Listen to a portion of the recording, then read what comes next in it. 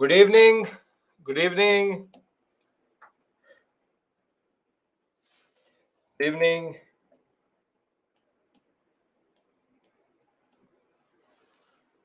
I'm audible and visible? Yes? Great, perfect.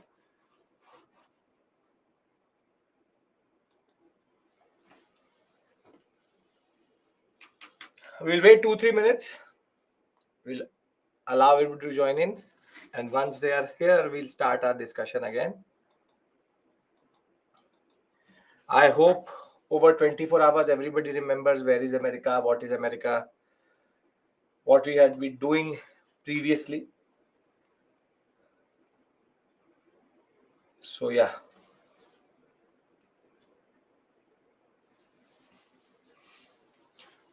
Yes, India, Canada in the news, but what we do today, if we'll start French Revolution today.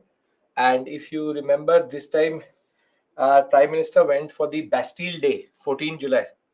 So we'll discuss what is the Bastille Day. That becomes important because now they can ask you a question about it.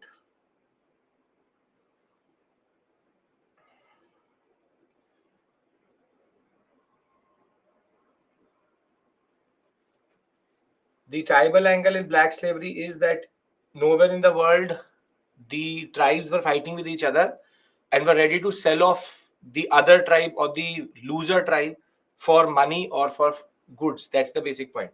Because there's no pan tribal identity or there's no pan African identity, they don't see each other as humans. For them, that tribal identity animosity is too much.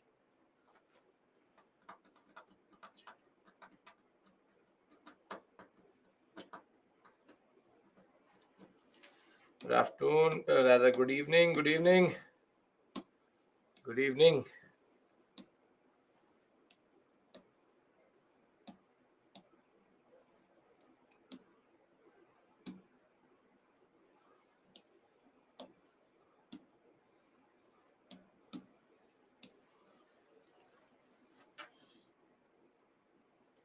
Higher church authorities doing both corruption also and selling goods. Hardeep, it's only in Catholic. Protestants don't sale of indulgences. Only in Catholic Christianity. Good evening. Good evening.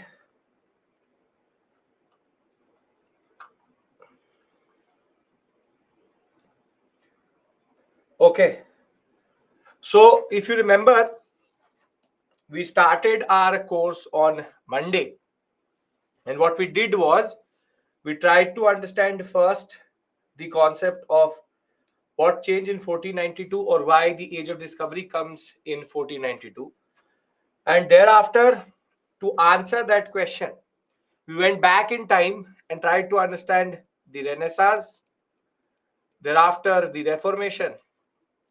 And once we had understood the Reformation, we went to the Scientific Revolution. And from Scientific Revolution, we went to the concept of modern sciences and then the age of discovery. In the age of discovery, we were able to see that very simply people were able to cross over the Atlantic because now there was no fear. From scholasticism to humanism, the concept was very straightforward that we will now talk about humans. Humans are more important. This was the first thing we discussed.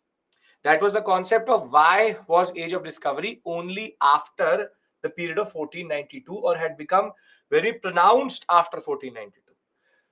Now, the next point was we then shifted our focus towards the British American sector. And when we shifted our focus on British American sector itself, we were trying to understand how it was made economically viable. Economically viable. And to understand that, we were able to create a triangle, a triangular trade between British America, England, and Africa, wherein slaves were flowing from Africa to British America, from British America, commodities, and from England to Africa, what we call as manufactured goods or luxury goods itself. And the point was, why did the British integrate the British Americas into the larger triangular trade itself? The answer was because through the navigation acts, they wanted to gain three things. First, shipbuilding industry was protected. No ship could ply between this sector if it was not British. Thereafter, we saw how there was no connection between British America, England, and rest of the world. Anything had to go from England, being getting import export duty at each points in that regard. Now, where we stopped last time, and that is the point which I wanted you to remember over a period of time, was attitudes. In 1700 of a British American, and an English, which is an person who is in England. Both are Europeans at heart. Everybody has the same identity. Their location just changes their context. The British American was being taxed, but he was happy because the merchants were getting taxed, but the people were getting part of the larger British Empire. So they were happy to be part of the British Empire, and they still believe that their identity is a British American. On the other hand, the more important point was, what is the English attitude? The English attitude was, we have invested more or less zero to nothing. We've just integrated them into the triangular trade itself. So any return, whatever we get, is acceptable. We don't mind it. As it is, they are English in a way. So the exploitation was indirect and was acceptable to everybody. The British Americans were happy to be part of the British Empire, and the English, as it is after 1757, will stop caring about America too much. But things will change. Something will happen in 1756. The point of the matter is, investment here was near zero, was very, very, very less. So return, whatever it may be, was acceptable. A happy family, everybody's happy about everyone. They are happy to be British, they are happy to be part of the British Empire, and they are happy to get whatever they can get. 50,000 pounds, 1 lakh pounds, whatever it may be. So the best point here is, this is the point I want you to remember, and that is why I told you to revise and come. We are at a juncture where British America, the word British is very important. They still believe that they're Britishers.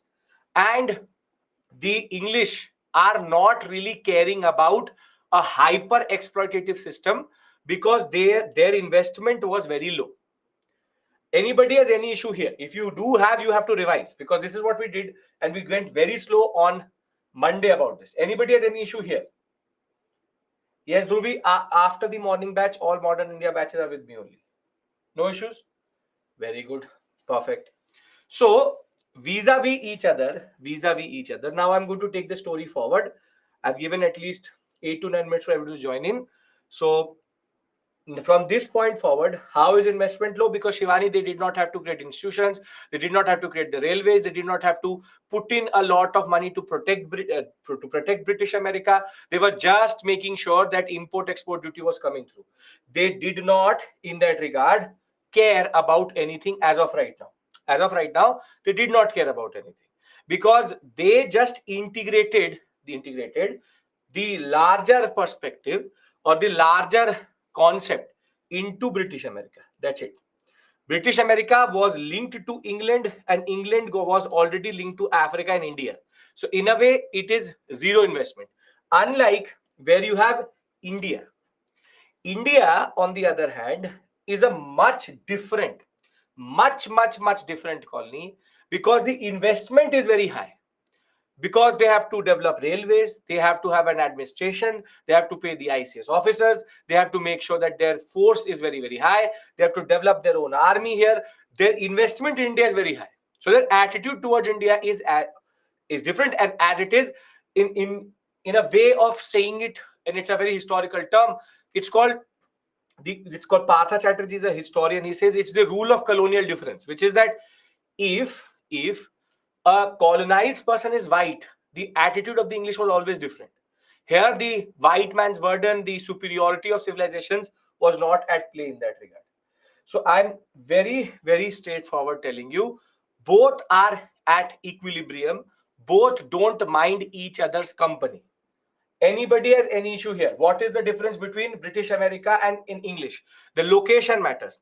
Vivek, you need to revise. You were not there in the last session. I know that because I didn't see a comment from you. But the point is, a British American is a person who's there in Britain and in America, and an English is a person who's in England.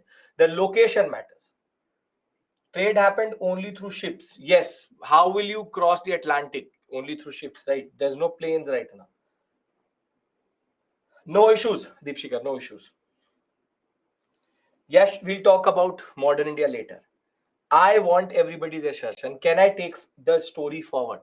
I presume what you know. I presume that you have revised Monday. That was the condition on which you've come back today. Okay, very good. Now the question was, or is rather, if it was such a happy family, hum saath saath hai, everybody was happy. Yes, British America, you are a Britisher, I'm a Britisher. Yes, we love each other. Perfect. Then what happened? Tax levied only on merchants because you take import export duty only from merchants. So the question is that what changed in 18th century and why is that UPSC wants you to study 18th century? That is the question. We have to understand from both perspectives.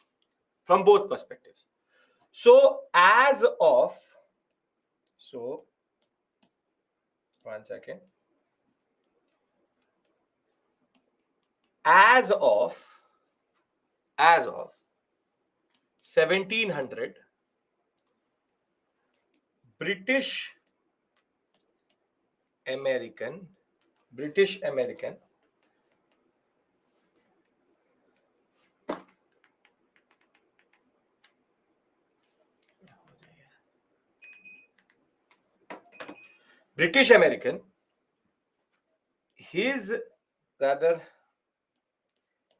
she believes that British or European identity is important and relevant. Colonial exploitation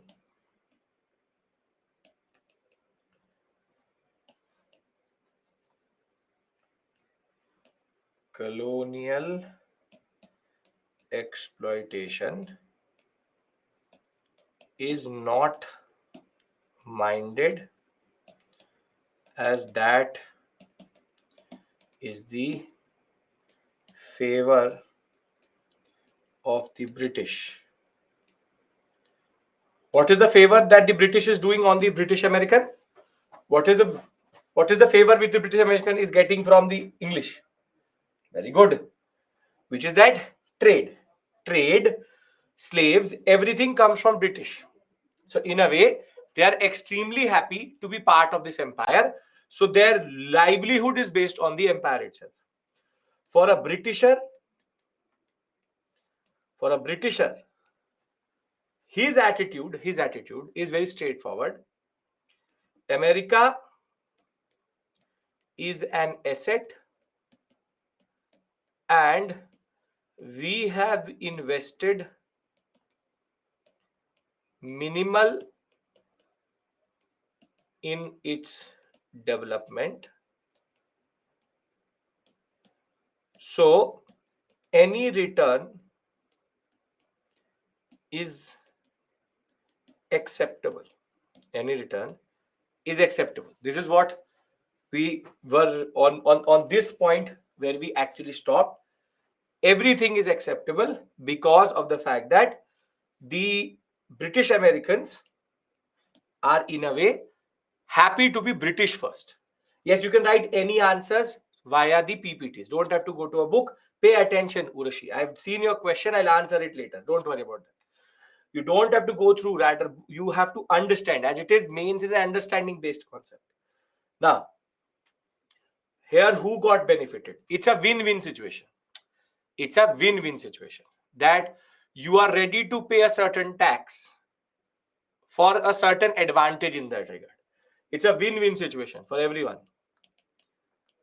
Nobody has any issue in the way they are placed. Now, things change. 18th century, there are multiple factors that change the attitude of both the Britishers and both the Americans. Britishers now like that who cannot be trusted, eager to make slaves. I'm not Shivani getting your question. Write it in the better way. 18th century, let's talk about British American, who is in the 9 to 13 colonies at this point of time. What changed for them? Now, please pay attention. Please pay attention. This is where we start. So, between the period between 1492 to 1700, the British made the whole sector viable. I'm still repeating, made the whole sector viable through the triangular trade, and that in turn led to a good relationship between the Britishers and the British Americans, and that was based on the concept of a win-win situation. They become a part of the empire, they get whatever they want without minimal investment. Now, things change in the 18th century, and let's discuss what changed for the British American. For the British American, the first major change is called the Enlightenment, which a lot of you were writing, but you did not know the time period for. Enlightenment is an intellectual movement which started in France, and you have for sure in your life heard the people who are associated with the Enlightenment. For example, you have Voltaire, Rousseau,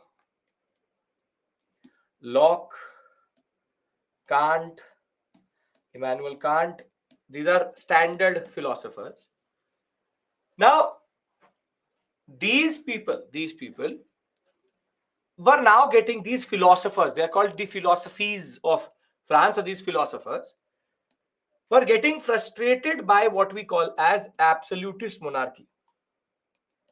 Absolutist monarchy, the way absolutist monarchy was working, they were now getting more and more frustrated by the way the state treated the people. And therefore, the Enlightenment is like a movement which emphasized on constitutional democratic notions.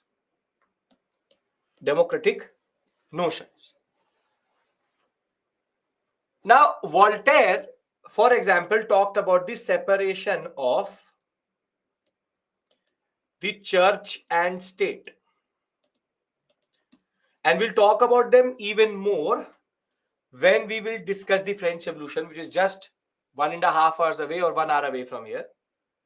The Enlightenment is an 18th century movement which happens in France. Pay attention. A lot of you are typing. Pay attention. Listen to me. So, Enlightenment is a intellectual movement which starts in France in the 18th century, and the core ideology of the Enlightenment is constitutional democratic government. Now, this intellectual movement has multiple philosophers inbuilt to it. For example, separation of church and state is something which Voltaire talked about. Thereafter, Rousseau and Locke are the ones who talked about separation of power and constitutional government, which is the concept of executive, judiciary, and the legislative being different to each other. The fact that a constitutional government is very, very important. But the most important personality generally is Immanuel Kant and Rousseau together. They developed the concept of, or were actually complementing each other, and we'll go into the specificities later. It's called the concept of social contract.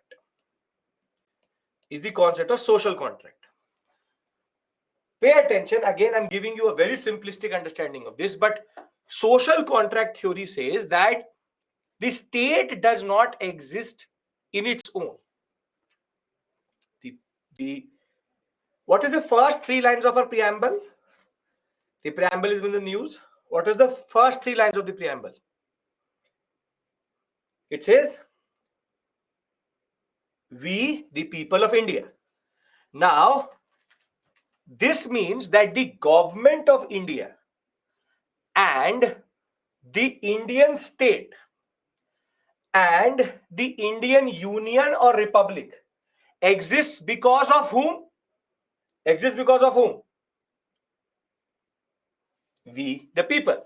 Because what the preamble says is, we, the people of India, give ourselves this constitution, which is sovereign, socialist, this whole thing, which is that we are sovereign, we are socialist, we are secular, we are democratic republic. Now, this concept is actually based on the concept of social contract, which is that the state comes into existence because we create it, which is that we all have rights. We give up certain amount of rights to the state. For example, what is called reasonable restrictions on our fundamental rights. These reasonable restrictions are to create a state so that my original rights don't go away. So, for example, if I have the right to property, life, and liberty, I have given reasonable restrictions or have given up a little bit of it to the state so that it can protect my right to what we call as property, liberty, and life. So social contract was a very revolutionary concept from Kant and Emmanuel Kant and Rousseau in that regard, wherein they argued that the state does not exist in its own. The people are the source of power. People are the source of power. I know Hobbes is also related to it. Social contract theory given by Hobbes, Kant, Locke, Rousseau, everybody together is called the social contract theory. Don't give me your philosophy optional or your sociology optional. I don't care. The point is, I'm giving you you don't even have to write this in the examination. I'm trying to give you an understanding. I know fundamental right to property is not a right in India. Again, hypothetical situation, taking it in the Indian context, and then it's not a polity class. I'm talking about America. In America, property is a fundamental right. In France, property is a fundamental right, and we're talking about 1700. So keep your 2023 person aside right now, right? So simple point. They are talking about something revolutionary, which is that from a concept that the king is divine, the fact is that now philosophers are arguing that the king is not divine. You create the state. People are the source of power of the state. Now, this will have two impacts.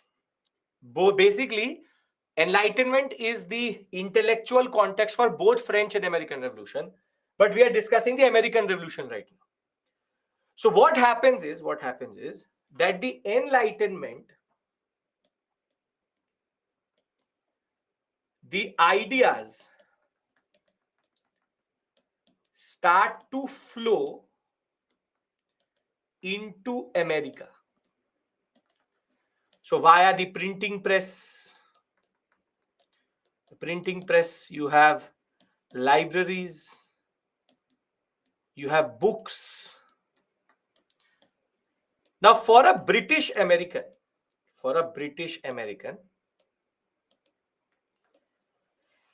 if a British American is reading the concept of constitutional government, the fact that there's something called representation, there's something called taxation, there's something called democracy.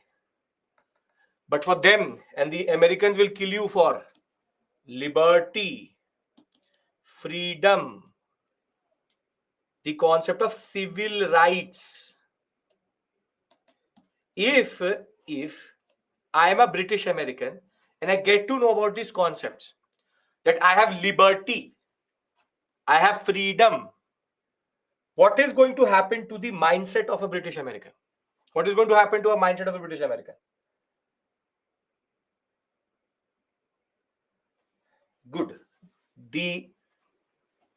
It's not revolt. You don't come to revolt.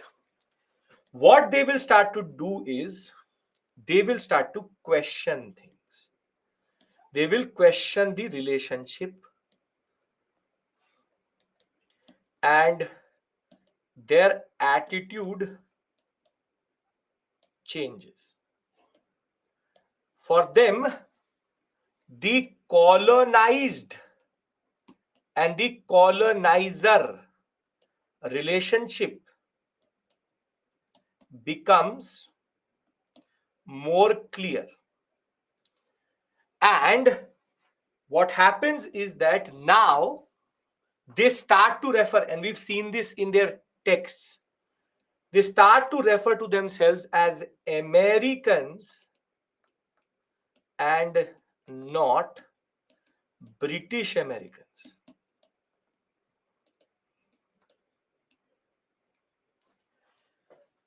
This is called identity formation.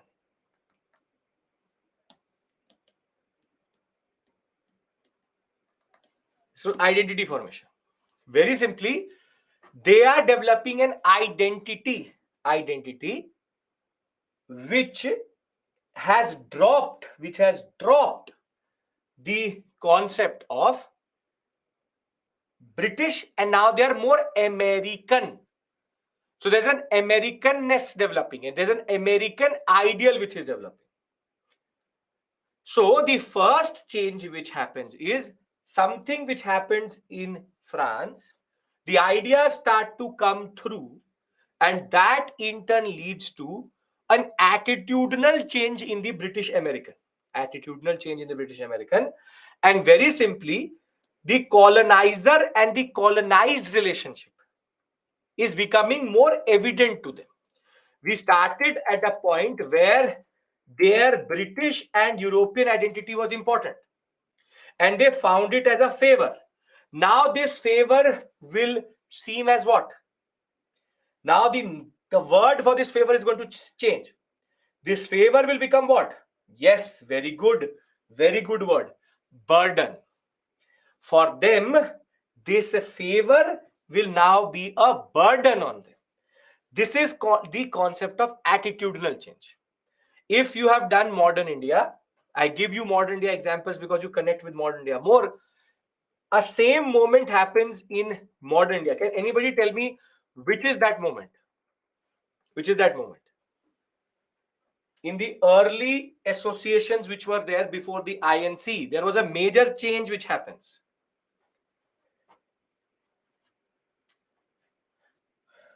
Ukraine, Russia. No. Don't give me big fundas. Swaraj. No. There's a British India Association. Have you heard of this association? British India Association. Yes, this was basically landholder society coming together and becoming what is called British India Association. This organization was replaced by, or the attitudinal change in Indian history comes when? So the Zamindari Society, the landholder society, when it merges with the British India Society, it becomes British India Association. And this, in this word, the word India is preceded by British. But the Dadabhai Naoroji comes up with East India Association. And thereafter, the most important, which becomes like a major precursor. What is the name of that organization? Indian National Congress. Before that, Shishir Kumar Ghosh. Come on. Yes, India Association, or later called as Indian National Association, and thereafter named as Indian National League. What is the difference between these two? You need to brush your modern India. What is the difference between these two?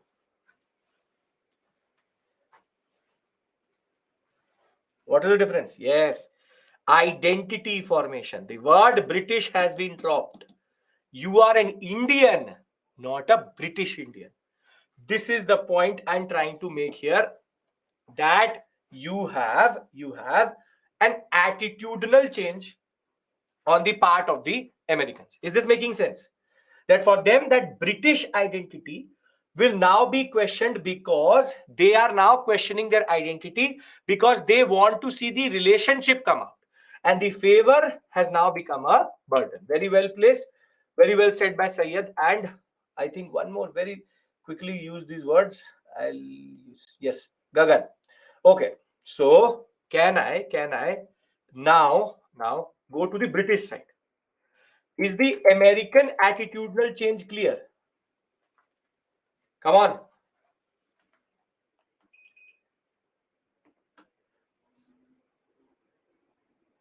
Okay, perfect. So, first part of the story is done. We were a happy family, but now that happy family, the Enlightenment has changed the attitude of the people. Have changed the attitude of the people. Now, let's talk about the British. Let's talk about the British. As soon as this is done, we will go into, this is basically the cause of the American Revolution. This is what comes in the examination. That is why I'm giving a lot of time into this. What are the causes of the American Revolution? Standard question. And that is the first cause is attitudinal change in the British and the British Americans. So the reason for the attitudinal change in the British Americans is what? Is what? What is that word which you are going to write in the examination? Very good. Enlightenment. See, influence of the Enlightenment, ideas of civil liberty, life, liberty, property, social contract, freedom, and representation will start to come into America. That will in turn lead to political pamphlets, printing press, books, libraries. The first newspaper will also develop, and a new American ethic or value system will develop, which is optimism, self-reliance, self-assurance, rationalism, which is the concept of reason over religion. But for them, the word is liberty. Liberty is something which they will always hold on to very dear. This is the point. Everything is written in the PPT. Don't have to worry. Now, let's talk about the British Americans. How these words are new for them. Humanitarians were already adopted. Humanities does not talk about liberty. They talk about man. They talk about the concept of theology being problematic. Liberty, freedom, concepts as they are seen today is a product of 18th century Enlightenment. That is why the UPSC wants you to start in 18th century, because the Enlightenment changed everything, had two basic impacts on the American and the French Revolution, both psyche based, and that is what we are trying to understand. Individualism was already there, humanism was already there, but we are not talking about individual humanism. No, it's about individual freedom. See, try to understand this. We take our freedom for granted. If I say to you something which goes against your fundamental right, you will right now say that I'm going to the Supreme Court or the High Court. You have done something wrong to me. You've taken my fundamental right away. This has been instilled by the Constitution. We are a constitutional product, in the way that from our childhood we have been told, if there is something which is not in your favor, or something which you don't like, or is taking something away from you, you have the right to form associations and the right to form of going for peaceful protest. So you have the right to form associations and you can go for peaceful protest. Think of it that in 1750, 1760, somebody is talking about these things, that the king has said something and we don't like it and we can protest against it. My freedom is being taken away. Pick yourself up and place them in that context, and then you will appreciate the importance of these movements. We take a lot of things for granted. This is the implication of somebody talking about liberty, fraternity, which fraternity is totally a French Revolution word. Liberty, freedom, representation. Are you getting my point? Getting the gravity of what I'm trying to say? Yes, British Americans now started to think themselves as Americans. One of you asked a very interesting question. How do they have different accents? See, the British Americans are mostly European mix, which is that you have Germans, certain French, Dutch, and even English. When you start to mix English with these languages, you start to get a lot of what we call hybrid slangs or accents in that regard. And that is the way Americans have a totally different accent to the Britishers. We can see that in India, across 10-15 kilometers, the accent changes, the dialect changes, the way of saying that word changes. So in that regard. Okay. Now, Prashant, I don't know what I do with this information which you've given. That in Hapur, UP, advocates for protesting peacefully, police did a lathi charge. So now, how is it related to the American Revolution? I have no idea. And how my sympathies with them, our fundamental rights have been taken away. Let us go and protest. What do I do with that information? I don't know. So simple point, I get it. It is happening every day. So you are talking about protest peaceful. Socialist and secular is gone from the preamble. That you're not telling me, rather you're telling me Hapur. So don't worry, the point is good, all of this should come out, but it is not relevant to our discussion in that regard. We are not talking about India, we're talking about America. Notions are totally different. Okay, can I talk about British attitudes? Enough time to digest what I've told you? Okay, very good. Now let's change our orientation. Now see, the British attitude is fully harbored on the fact that this asset is not taking a lot of my money. So British America, it is existing as it is existing. I don't care. But now, by the turn of 1750s, there are two personalities which emerge. The monarch is a person called George III, and the prime minister is Lord North. If you remember the names, good. If you don't remember this, doesn't really matter. There are two people here, George III and Lord North. George III is the monarch. They are a constitutional monarchy. That is why they have prime minister also and monarch also, as they are today.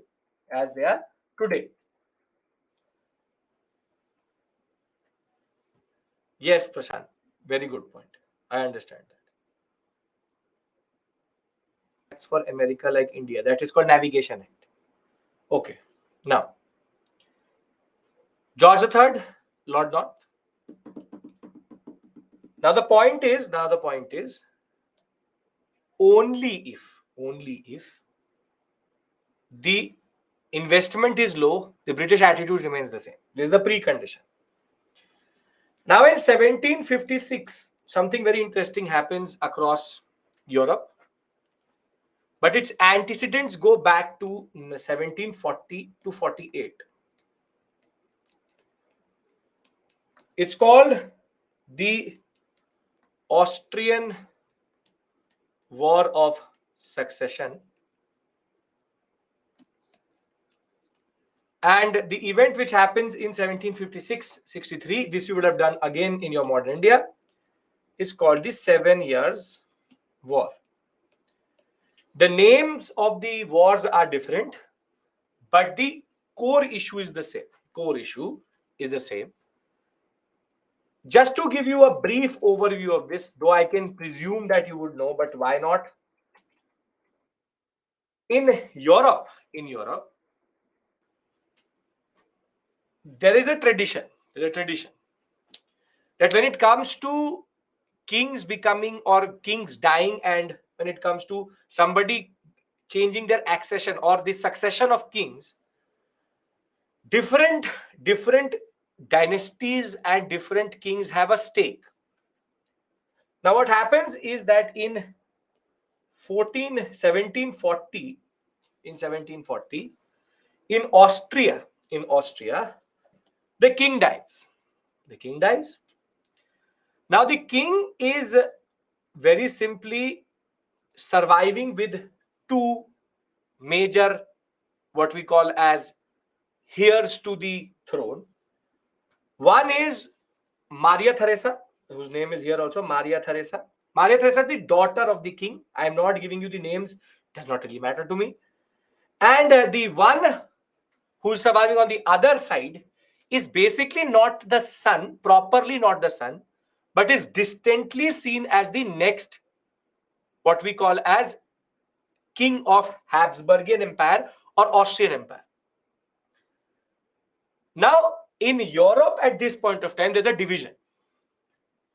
A country like England allows for daughters to accede, which is king can be acceded by a queen. And that is a very standard thing which has been happening in Great Britain. Just recently, they've got a king back. On the other hand, in France, there is something called primogeniture, which is the eldest son only can succeed.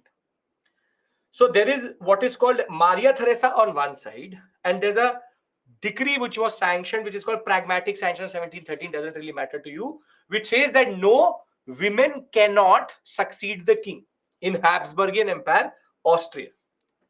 This is 1740 basic issue. Now what happens is that over this issue of who will succeed in Austria, there will be two camps which will develop. One is the Maria Theresa camp, and the other one is the Charles II camp, which is the one who basically is a son in a way. Britain supports Maria Theresa, whilst France supports, along with Spain, Charles II or the Pragmatic Sanction. Now in 1740 to 48, there's a proper war which happens in Europe. But there is no impact on America at this point of time. However, in India, there is an impact in 1740 to 48. What is the spillover of the Austrian War of Succession into India? Carnatic Wars. Very good. First Carnatic War is directly related to the Austrian War of Succession. Now, the Austrian War of Succession is won by Maria Theresa in the Britain fashion or faction. That is why even after Britain, in a way, losing in the First Carnatic War, was able to gain back Madras. Now what happens is that this issue, Maria Theresa now rules between 48 to 56, and then she also dies. The biological son of the king does not survive, and I don't really want to go into the mechanics of it because it is totally irrelevant to you. But it is Maria Theresa versus Charles II. Charles II is not the biological son of the king. Now 1756 and 63, as soon as Maria Theresa is dead, same issue comes up. And the same division happens, but now it is not Maria Theresa in the picture. Rather, it is about who will install the king in Austria. Who will install the king in Austria? So it's a power politics. And unlike in the Austrian War of Succession, 7 years war spills over into America. Shruti, refresh. Spills over into America, which is that France, Spain, or their Americas attack British America. I am not getting this. It's a very straightforward point. Very straightforward point. There is there is the European sector and there the American sector. The French sit here, the Spanish sit here, the British sit here. Yes. Now there's a war which is happening here. So in the name of nationalism, they are fighting here. However, in 1740 to 48, the war remains here and maximum goes till India. However, when the same issue comes up in 56, now the issue is that the French side of America, the Spanish side of America is now attacking British America. This is called spilling over. Is it making sense, Khushi? This is making sense. Why is Austria important? No, it's not important. It's a standard thing which happens in Europe, wherein every time succession comes through, everybody has a stake. So it's about who will install the monarch.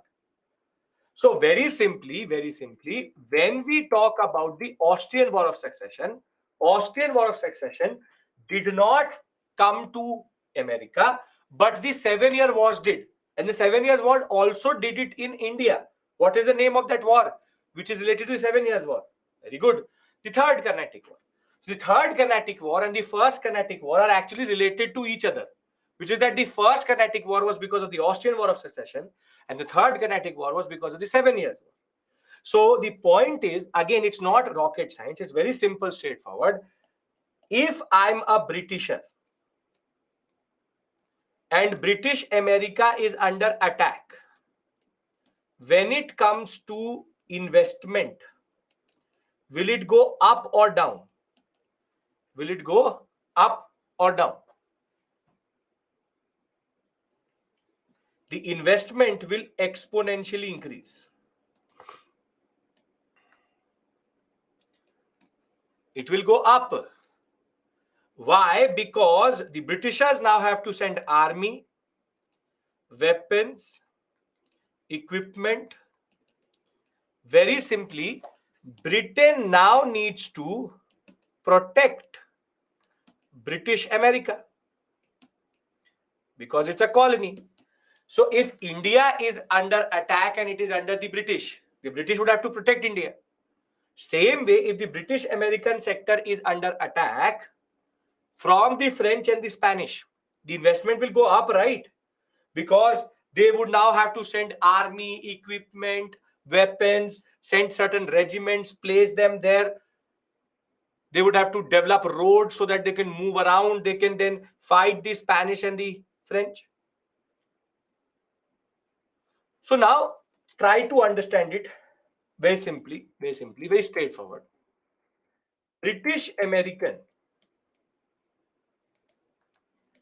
he has started thinking. He is getting influenced by the Enlightenment.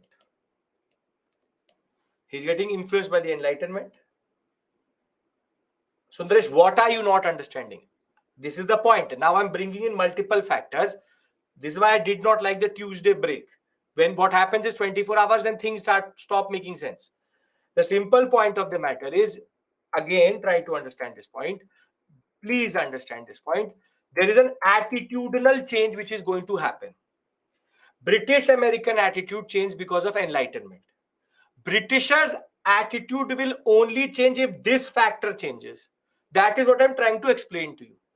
The British Americans' attitude changed because the Enlightenment makes them question their relationship with the British. They now think of themselves more as Americans. On the other hand, the point is this is because your modern India is not strong, or either way. Austrian War of Succession and 7-Year Wars are two wars which happen in Europe, which is on the Austrian question of succession. I don't care who is Maria Theresa, who is the father, mother, brother of Maria Theresa. I don't care. I just care about one thing, that Spain, France, and Britain are on the opposite sides of this discussion. I do not need to know the family tree of anybody. I don't even want to know who is Maria Theresa. The point of the matter is, Maria Theresa was the one who started this issue. They fought First Carnatic War, America was protected. 7 Years' War, America now needed to be protected. The point being, very simply, if I'm a Britisher, now I am forced to invest in America. I am forced to invest in America, because if I don't, I have already made this economic colony viable. Why would I allow America to go out of my hand? Simple, straightforward point. Simple, straightforward point. Investment has increased. Is this making sense? Did Britishers done it, sir? Did they protect them? Firstly, write your questions in. You're giving me two statements which are not interrelated to each other. Have to be a little bit more coherent. Santosh, did Britishers done it, sir? They protected them. I can't make it out what you're trying to say. Land is important asset to crown. That is, it's actually about the concept of what we call as prestige. Why would you allow something to go away? Why would you allow something to go away? Yes, got it. Okay, very good. Now, please pay attention. Everybody's with me, please. As I told you, this is not difficult. You just have to coherently understand it. Yes, did Britishers place it? Yes, they did. And did they protect Americans? Yes, they did. Yes, they did. Yes, they did. As well as it led to economic loss to Britishers. Yes, very good. Economic loss to Britishers. I'm coming to that. I'm bringing these two stories together. Very straightforward, not very difficult. Straightforward. I told you, that is why I've been talking about the attitudes too much. If you understand the attitudes, you will never be able to actually. I have Himanshu summarized everything what I've said till this point. So either you are not listening or you are not paying attention. I have summarized, as I said, American attitude is changing because of Enlightenment. Austrian War of Succession and 7 Years War have spilled over. 7 Years War has spilled over into America. If you allow me, I will summarize. Can I talk about what is the impact? Why is there no impact at the time of Austrian War of Succession? Shiva, because that is not connected in a way. I really don't care also. I really don't care why it did not spill over, because I have to clear UPSC and not basically do BA honors in American history. The reason being that there is much more insularity. It was a much European war and it was all preemptively done. But what will you do with that information doesn't really matter. Okay. Now, British Americans are getting impacted by the Enlightenment. They are questioning relationship. They now talk about freedom. They talk about liberty. They talk about representation. Now, the British, between 1756 to 63, have invested a lot in America to protect it from France and Spain. And very simply, British national debt, which is their fiscal deficit, British national debt went up multiple times. Exponentially increased. Exponentially. Which is that multiple times it went up. And now George III and Lord North will say,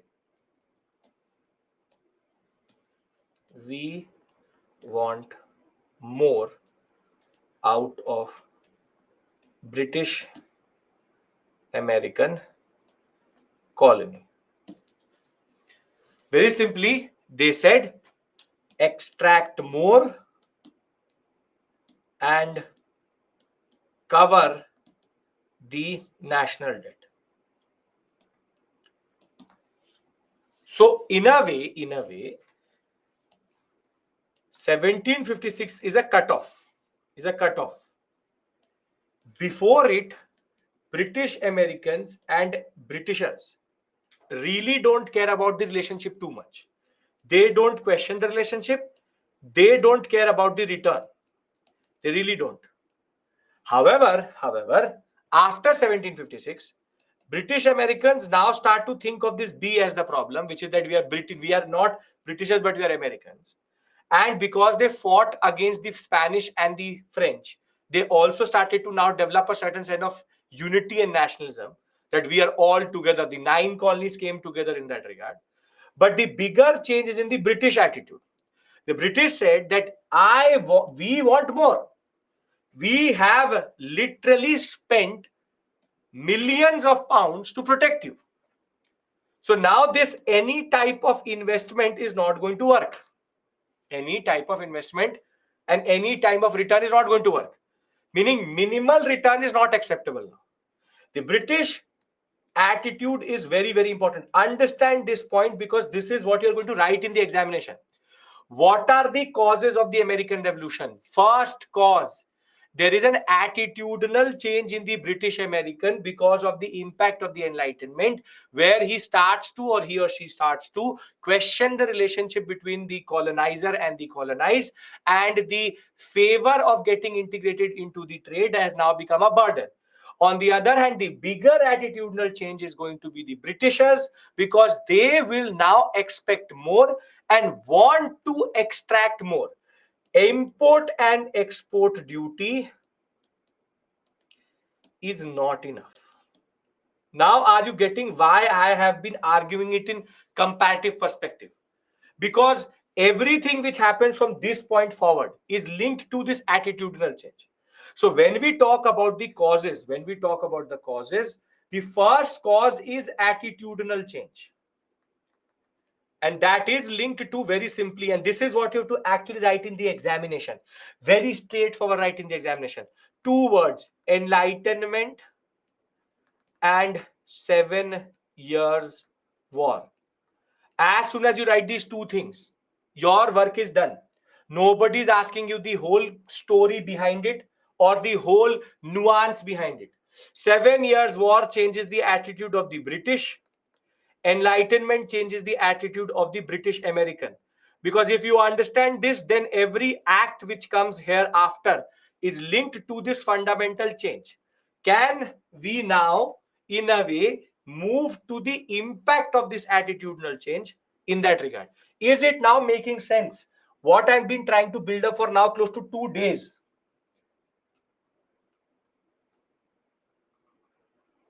You do not even need to explain the 7 Years' War. The examiner will not expect you to write about the 7 Years' War.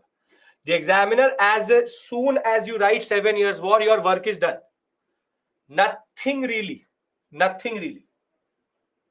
So the first cause is attitudinal change, Enlightenment, and 7 Years' War. Perfect. Now, the further causes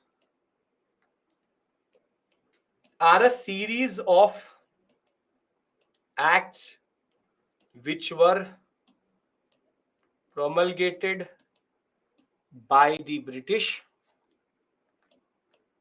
and it will lead to a series of escalations and de-escalations. And that is what you need to really understand. The escalations and de-escalations. So before I do that, very simply, 7 Years' War, conflict between England, Prussia, Austria, France, and Spain. British public expenditure, taxes, national debt rose enormously. It will end with the Peace of Paris, which ends the war in India also. And France, which had lost to the British in this, will give Canada to Britain, will get its Caribbean colonies or Caribbean islands back. Spain will give Florida to Britain. On the other hand, what is more important is British interest and expenditure has gone up. Cultural identity has now become more crystallized. Simple point: what is the immediate impact or immediate role, or whatever you want to call it, immediate cause? George III now becomes the king. In 1760, he saw the increased debt and increased cost of defense as a problem, and therefore, even before the 7 Years' War was over, he wanted more out of this relationship. Now, You will not find it in the Byju's book. Don't have to worry. I'm not, for the first time a teacher is saying don't go to the book, so you want a book reference. I'm telling you, be at the point of what we are discussing. Simple point, straightforward point, straightforward point. These things are given in a very complex way in books because they're not written in this perspective. Straightforward concept. We started with the colonization of America. We reached a point where we saw the Americas becoming what we call as relevant. Now we are moving to the next part, which is why did the first democratic revolution happen in America? What are the causes of it? The question which comes in the examination will be cause and significance. Cause is what I'm trying to argue here and discuss here. So if I have your permission now and you are comfortable with the concept of attitudinal change, then we go to the second part of the discussion, which is from 1765 till 1774. Things will go from better to worse, which will in turn lead to American War. You understand the first portion because that is the more tricky part. Now it's straightforward. Okay. So in 1763, war ends. War ends. Rashida, you have to tell me what is the issue. If you are not following or if it's not making sense, what is not making sense? It is that you don't know American history. That is why I'm telling you everything in detail. Straightforward concept is there. America got colonized, got integrated. Nobody really cared about them until unless you start to invest. I told you straightforward concept. Think of it like a parent and child relationship. When the parent invests nothing in your education, they don't expect too much out of it. That was the initial relationship. Now you have done a course which is 10, 15, 20, 30 lakhs, 50 lakhs course you have done. That is the basic situation of the Britisher. They have invested so much in your education. If you sit at home and not do anything, then will the parent want that or will they actually like it? You tell me. Simple, straightforward economic relationship is there. That if I have invested so much in you, would I want you to sit and do nothing? That is what the Britishers now think. I cannot allow America to just give me that 50,000 pounds because I have created a debt on me. Britain, George III has created a 1.5 million, 2.5 million pound debt just to protect that in that regard. So that is the basic point. It's a very straightforward concept. There's nothing complex here. The geography may be complex. If you're not able to follow the Austrian War of Succession and 7 Years' War, which means then basically First Carnatic War, Second Carnatic War, and modern India is also not clear to you. So that's a separate issue altogether. So very simply, straightforward concept, very straightforward concept is that there is an attitudinal change here. And now we will see how it will in turn impact. So 1756 to 63, war happens and debt increases for England. In the examination, they don't expect you to write this much detail. I have to explain it to you. You just have to straightforward write these keywords: enlightenment, what we call as 7 Years' War. It will automatically come to you. Now, 1756-63, debt increases for England. Now, in 1764,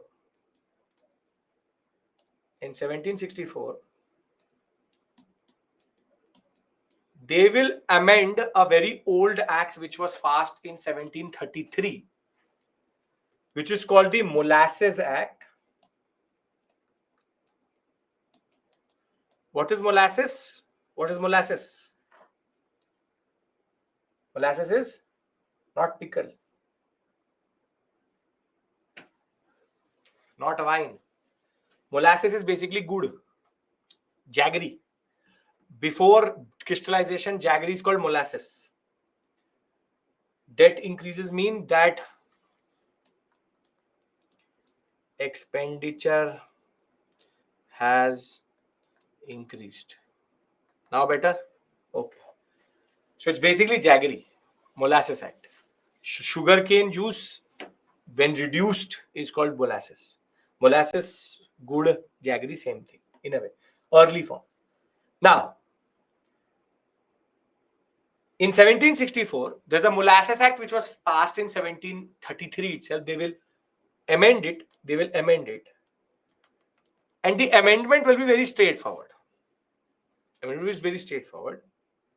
That if a British American, and think like an economics person, if a British American buys molasses from British colony, there is no tax. But if a British American buys molasses from French or Spanish colony, there will be a 6 pence, paisa, 6 pence duty per gallon on that molasses. In modern terms, what do we call this 6 pence duty? In modern terms, what do we call this 6 pence duty?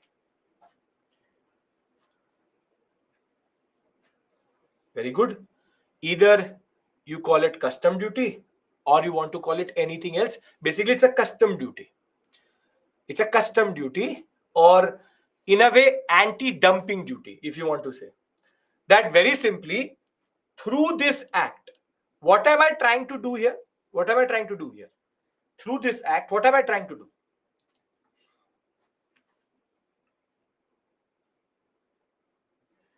I am trying to protect British interest and British economic structure in America. Would I be right to say this? Would I be right to say this? That I am basically trying to protect the interest of my own interest. My own interest should be protected. Now tell me one thing. Pay attention. Very important question I'm going to ask you. Be it Molasses Act, be it Navigation Act,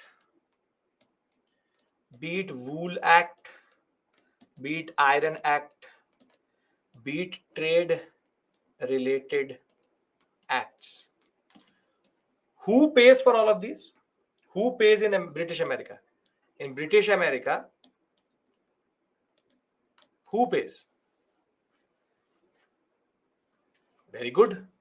All of this is paid by merchants. Merchants.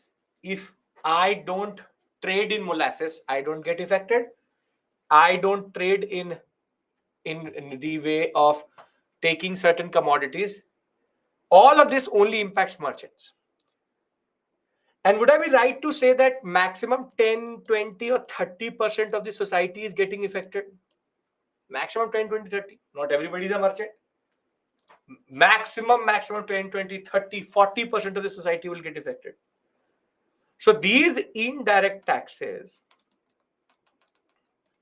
impact merchants. Now see, till this point, the British Americans are like handle with care type people. Wool and Iron Act is that you cannot produce anything wool or iron in America. Now, pay attention. We discussed it last week. They are now handled with care people. That we are American, we want representation, we want liberty. And in a way, taxing the merchants was the line till which they did not say anything. They kept it to themselves. So their favor and burden line is that till you tax the merchants, we don't care. But now in their desperation to get more out of British America, in their desperation to get more out of British America, the Britishers will do a blunder. The Britishers will now introduce a very dangerous act, which is considered the second most important reason for the American Revolution, which is called Stamp Act. The Stamp Act very simply says any legal paper, document, church document, which is nothing but almanacs, calendar,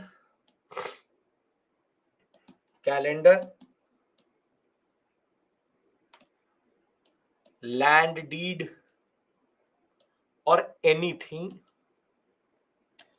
related to government pay a stamp duty to the Britishers. So basically, to show it to you, any legal paper needed to have these stamps. If you don't have these stamps, it's not legal paper. We also have it today. If you go for a rent agreement with your landlord, you need a stamp paper. In India also we use stamp paper, and there's a web series coming on stamp paper Ghotala also. The point is that Stamp Act is a very dangerous act. Why is it a dangerous act? Now tell me one thing. This impacts everyone or only merchants?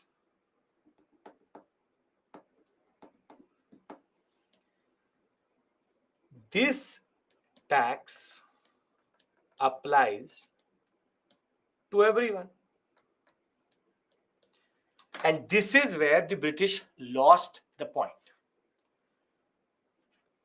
Think of it like this, that today every A4 paper which you actually buy, every A4 sheet which you buy, if I say to you that you would have to pay 5 rupees on every paper which you use, would you like it?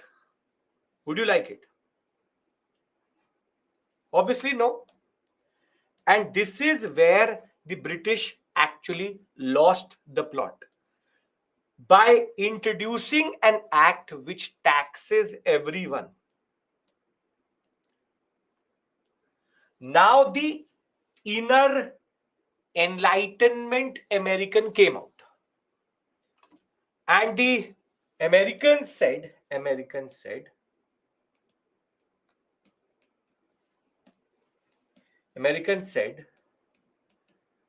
that, now pay attention. I pay income tax. But the question is, why do I pay income tax?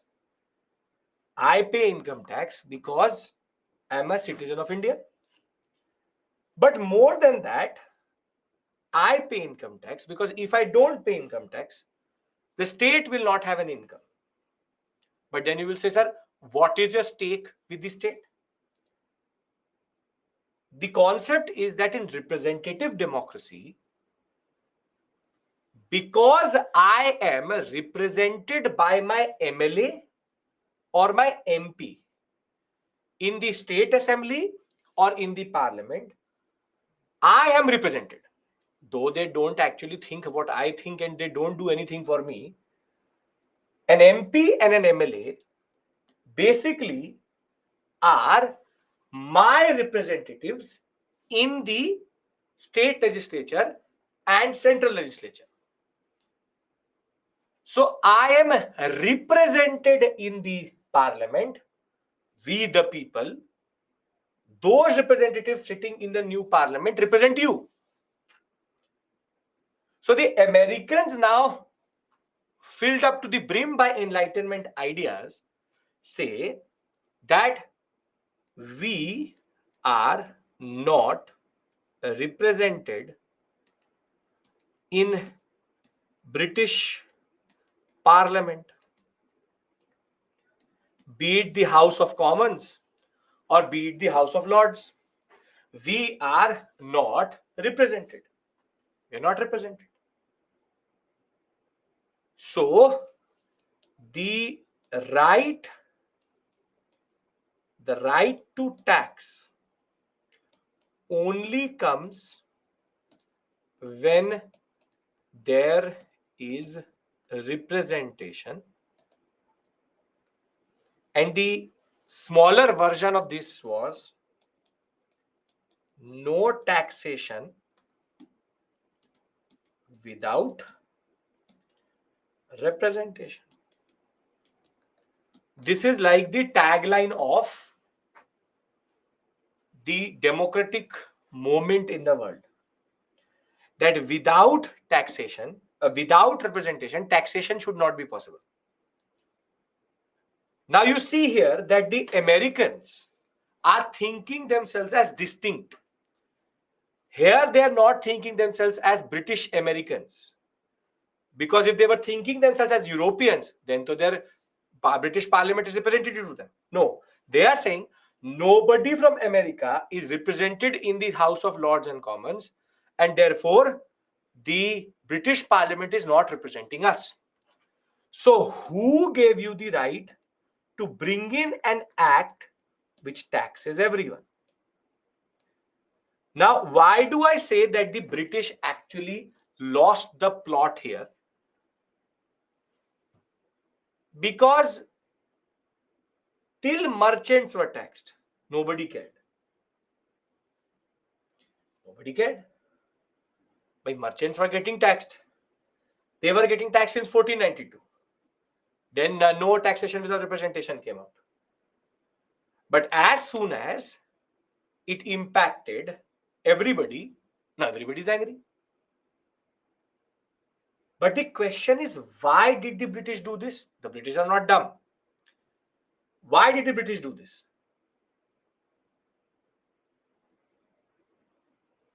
Yes. It is their urge to get more money out of America. This is the equilibrium which I was telling you. Nobody cared, everybody win-win. Tax the merchant, kill the merchant, throw him in the sea, no one cares. But I am telling you to go and buy a piece of paper and duty. Now everybody is on the roads saying no taxation without representation. This was true previously also. This was true for the merchants also. This is where the British actually lost the plot. Till they taxed a percentage of the population, nobody cared. But when they introduced a tax which was very simply asserting their power over the Britishers or the British Americans, it became a big issue. Think of the moment in which the Britishers had realized this. Today, if every Pashmina shawl exporter has to go through a grueling process of 6 months of quality check, does it really matter to you? Have you come on the street saying that no free are Pashmina shawl exporters? No. But today, as soon as there was a consideration that Nitin Gadkari can apply a 10% tax over and above GST on diesel cars, everybody lost it. Like, you are only going to buy diesel cars only. The point is, it is about perspective. The British lost the plot because of this 7 years war. If this war would not have happened, maybe their control over America could have been a long-term affair. But as soon as Stamp Act was introduced, it becomes a big issue for the Americans. And what they do is, with this taxation without representation, they will protest, they will boycott, and a new organization named Sons of Liberty, is now going to come on the streets. And ironically, the protest leaders were merchants. वो तो बोल ही रहे थे. They were already saying that the Britishers are looting us, the Britishers are looting us. Nobody thought of it only. Once the people started to get looted, then the merchant said, let's do one thing, then let's lead the people, because if we were getting taxed for centuries now. So if I add to my list of what we call as reasons for the American Revolution, the second major is Stamp Act. I'll give you a overview and a slide in which I'll write all the causes together. But I hope you are now understanding how this attitudinal change is linked to the Stamp Act. The Stamp Act is the single-handed reason why the Britishers lost their control over the British Americas. But I cannot tell you about Stamp Act, which a lot of teachers do randomly say Stamp Act is the reason. But why was there a need for a Stamp Act? Molasses Act could have been enough. So very simply, an attitudinal change in turn led to the Stamp Act being the reason why people now came on the streets. Now, can I take the story forward? If you understand the connection, if you understand the hypocrisy, if you understand the intricacies of this relationship in that regard. Yes, it's making sense. I hope you're trying to find a certain pattern here. The point is that the pattern is actually quite interesting. That things can become very quickly out of hand when you don't think in the right way. And as an ad, that is why UPSC wants you to understand world history. As an administrator, certain things can change everything. A simple, straightforward act, innocent, now created the biggest issue for the Britishers. Now, people are on the streets, people are protesting, people are doing all this drama, boycotting. They said, we will not trade with the British, this, that. So the British thought that, okay, maybe we overreacted. So what they did was that in 1766, they introduced what is called the Townshend duties. It's named after the person who introduced it, Townshend. And what did the Townshend duties do? It repealed the Stamp Act. But the point was the damage was already done. Damage already done. Already done. And relationship is strained. Now, the Townshend duty, what it does is they say, no, we will not take any stamp duty from anybody. Nobody, go back to your home. We will not take anything. But what it does is it says that 2 to 3 regiments of the Britishers will be placed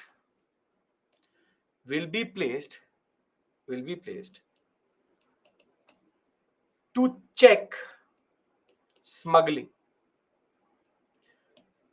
Smuggling of what? See, smuggling used to happen because the Navigation Act said that you cannot trade with the rest of the world. But we all humans are the same. They still wanted to do it. So there was smuggling. When you're told something not to do, you do it. Be it molasses, be it anything, anything. They were selling it. They were smuggling. So they repealed Stamp Act and they went back to their old ways. Yes, you can call it the partition of Bengal movement, but India is a little bit different. We were to exploit it like anything. Our case is totally different. You can call it the partition of Bengal movement, the miscalculation of Curzon that way, sure. But this is a totally different type of relationship in that way. Okay. Yes, if representation could have been given in the parliament, that would have solved the problem. But can anybody tell me why the Britishers would not give representation to an American in the British Parliament? Think of it.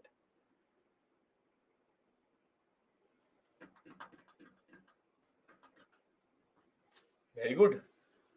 If you give one colony representation, firstly, you are taking them at the same level. That cannot be. And if you give America representation, then you give Australia representation, then you give New Zealand representation, then you give India representation.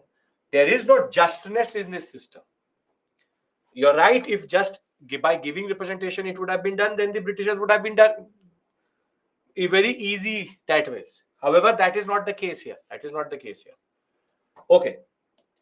The story becomes interesting. Let me go further. Everybody's following me till this point. Repeal Stamp Act.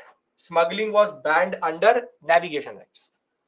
Okay. Now what happens is that once the relationship becomes strained, something happens in Boston.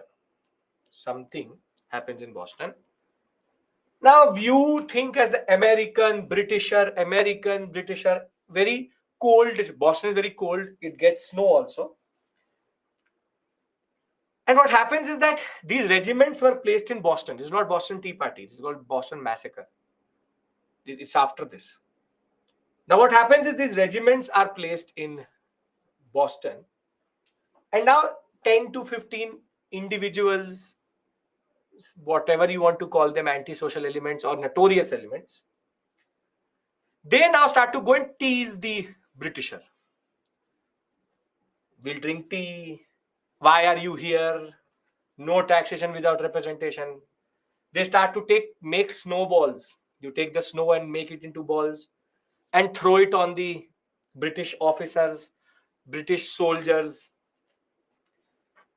And by 1765, they got Diwani rights. British soldiers are being teased, are being played with 5 to 10 individuals. Now, they were throwing snowballs. What the Britishers will do is open fire on the people itself. Will open fire on the people. And 5 people will die. 5 people will die. This in American understanding is called Boston Massacre. Massacre ho gaya. More people die in car crashes today in India. And if this is massacre, then what is Chauri Chora? And that is why we call Jallianwala Bagh massacre. But Jallianwala Bagh was 2,000 to 3,000 people dead. But for the British, for the Americans, one person is a very big thing. American citizen died. So in their history, it is very categorical. This is an imagination that a dog is there somehow. This is their painting. This is not the way it actually happened. There were not too many people. 5 people were there shot. But now what I mean to say is that in Boston massacre happens and the regiments were withdrawn, but now there was violence in this relationship. What is the reason for massacre? Teasing. See, the relationship has already become a little bit sour. So people were teasing, they were trying to protest, and the Britishers shot. You can't call it harassment also. Britishers getting harassed is a oxymoron that way. Britishers harass us, not we harassing them. So very simply, Townshend duties 66 repealment. This is 1767. Don't worry about the dates. I will give you exact dates. Repealment will be exactly next year. Don't worry about the dates. Oxymoron means 2 contradictory words together, which is as I said, harassment of Britishers. Britishers don't get harassed, or they rather harass other people. Townshend duties, kind Britisher. That's a very good oxymoron. Or what we call as a pitiable Britisher. Never these words should be said together. Okay. A clever American. Contradictory, 2 contradictory words together. It's an English word, oxymoron. Oxymoron, simile, metaphor, oxymoron. So It's a figure of speech. Yes, it's a figure of speech. Irony is totally different. Irony, hypocrisy is different. And don't make me teach English literature to you. Oxymoron is a word which is used for two words when they are used together in a contradictory fashion, or two very simple, straightforward. Yeah. Okay. Simile is that when there is direct comparison. Metaphor is when there is indirect comparison. So don't worry about this. Okay. Rhetoric and all these words are, I expect you know these words generally. Oxymoronish understanding is when two contradictory things happen together. Okay. So Townshend duties promulgated properly in 1767, but 1766 is the repealment. Boston Massacre happens. What am I telling you is that, see, there is a series. There's a escalation, de-escalation, escalation, de-escalation, and there will be a point that there will be no way of coming back. The point is, for example, the first escalation is the 7 Years' War. Thereafter, everything was fine, molasses. Then the next escalation is stamp duty or Stamp Act. Then the Townshend duty. Garvit, I am giving you the summary. So now the next escalation is Boston Massacre. See, these are causes. When they ask you the causes of the American Revolution, these are the causes. The cause is 7 Years' War. The cause is attitudinal change. The cause is Stamp Act. The cause is Boston Massacre. Now, in this escalation, de-escalation, who has to, in a way, take it back? Who has to dial it down? Or who is more understanding here? It is a Britisher. Very good. Now, the story is straightforward. We started at attitudinal change. We went to 7 Years' War. We saw the way of attitudinal change manifesting itself in Stamp Act. Stamp Act led to Townshend duties, and Boston Massacre represents this conflict becoming a little bit bloody. It has now blood involved. Khoon hai gaya. There is now blood involved in this relationship. Now, the British again de-escalated. What they did was that they removed the regiment itself. However, now the British get caught up into something much bigger. And the next act is actually related to India. And that is called the Tea Act. Now, in order to understand the Tea Act, I will give you 3 words. And if you will tell me what they are, then my work is cut out. And if you don't know these 3 words, then I would have to explain that to you. It's called Clivian fiscal bubble. Do you know what that means? Clivian, Robert Clive, Clivian fiscal bubble. No. Very good. Perfect. Great. So you've done modern India and you don't know it, or you don't know it generally? You've done modern India and you don't know it, or you don't know it generally? They're two very different things. Don't know, sir. Done modern India, but still don't know. Very good. Much, nothing better. Great. Maza aa gaya. Okay. Now please pay attention. You know it, but you actually don't know the exact words in which I'm saying it. Clivian fiscal deficit, or what we call as Clivian fiscal bubble. Now pay attention. So in 1765, now I'm teaching you modern India. Pay attention. Now in 1765, 64, 65, you will say 64, I will say 65. Battle of Buxar will happen, which will in turn lead to the grant of Diwani. Now, now I hope you know this for sure. You know that the East India Company is a joint stock company. Yes? You know that it's a joint stock company. Very good. Joint stock company means that in the London Stock Exchange, there would be a stock price for the East India Company. For the East India Company, there would be a stock price. Let's assume that in 1700, This stock price was, for example, £1, meaning that if I want to buy an equity or certain form of stake in East India Company, I would have to pay £1 for one stock. £1 for one stock. Now in 1765, they win the Diwani. And now Clive starts to beat the drum across the East India Company to the directors, at this point in time, the court of directors, that a lot of revenue is going to come out of Bengal. We will not be able to even count the money on our hands. 1 crore dam will come through, which is close to 50,000, 60,000, 70,000 pounds will come out. There is no end to the revenue we will be taking out of Bengal. And see, the Bengal sector is very prosperous. It is very, very prosperous.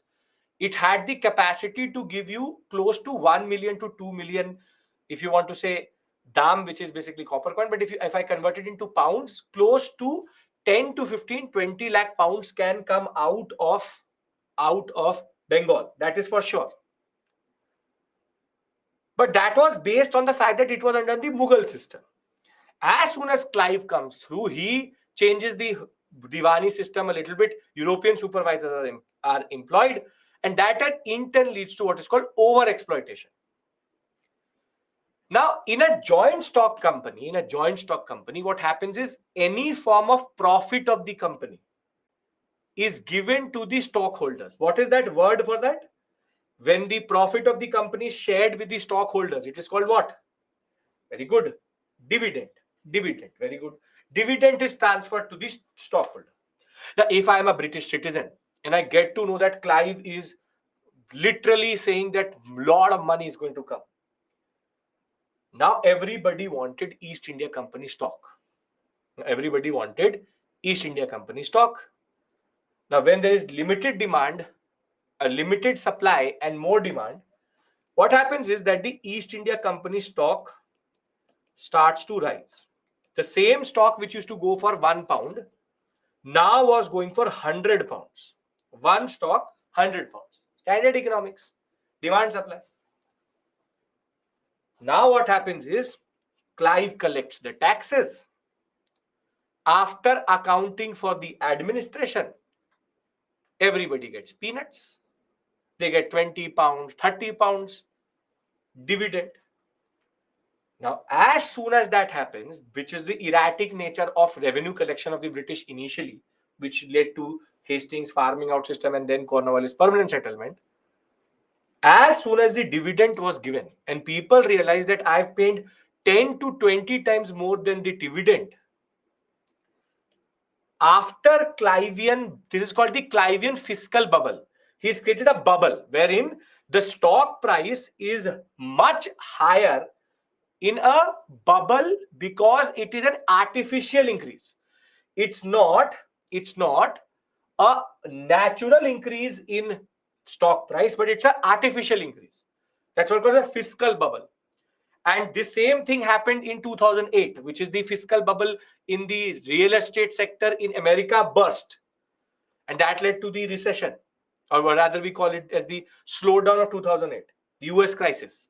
Same way, here what is going to happen is East India Company stock will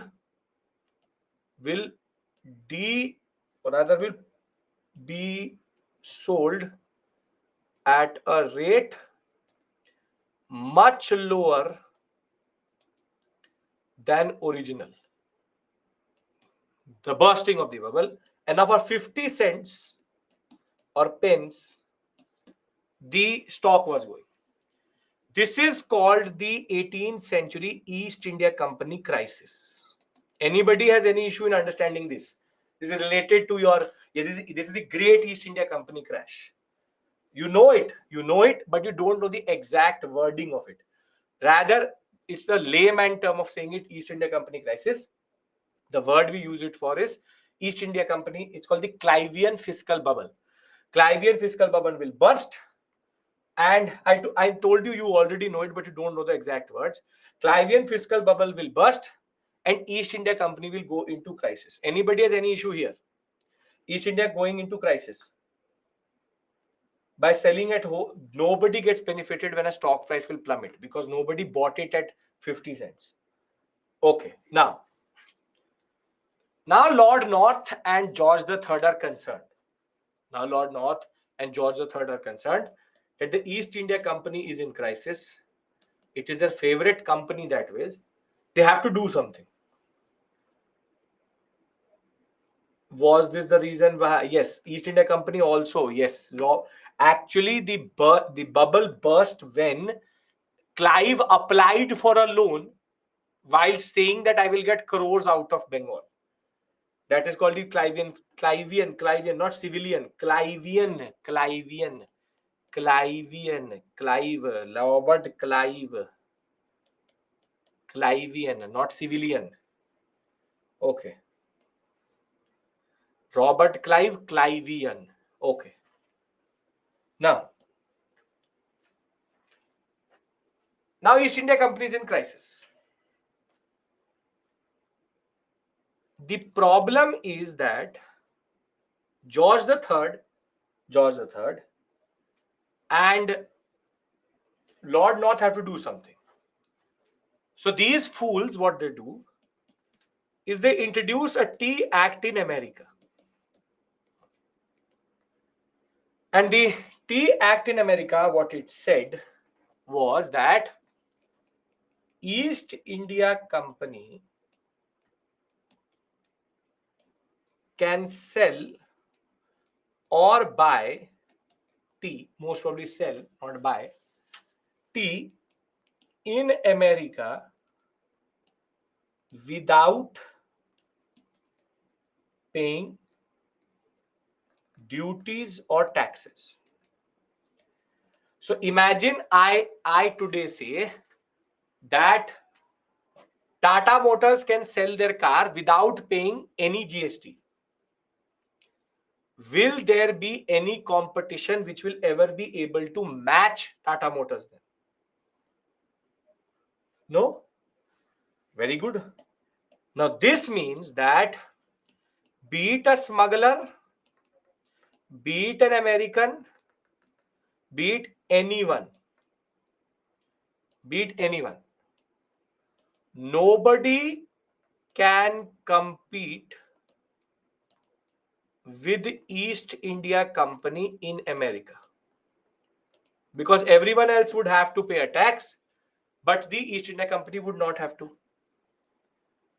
Now what happens is, based on the Tea Acts, boats bring in on East India Company ships a lot of tea. Now the concept was that the East India Company, people said that we will not allow East India Company to do something like this. There were protests all across American colonies, and everywhere they did not allow the East India Company ship to get docked in the harbor. Itself. Now what happens is that in Boston, there's a governor called Hutchinson. In Boston, the Governor Hutchinson says, I will allow the East India Company ship to get in a way docked. And now the Sons of Liberty hatch a plan.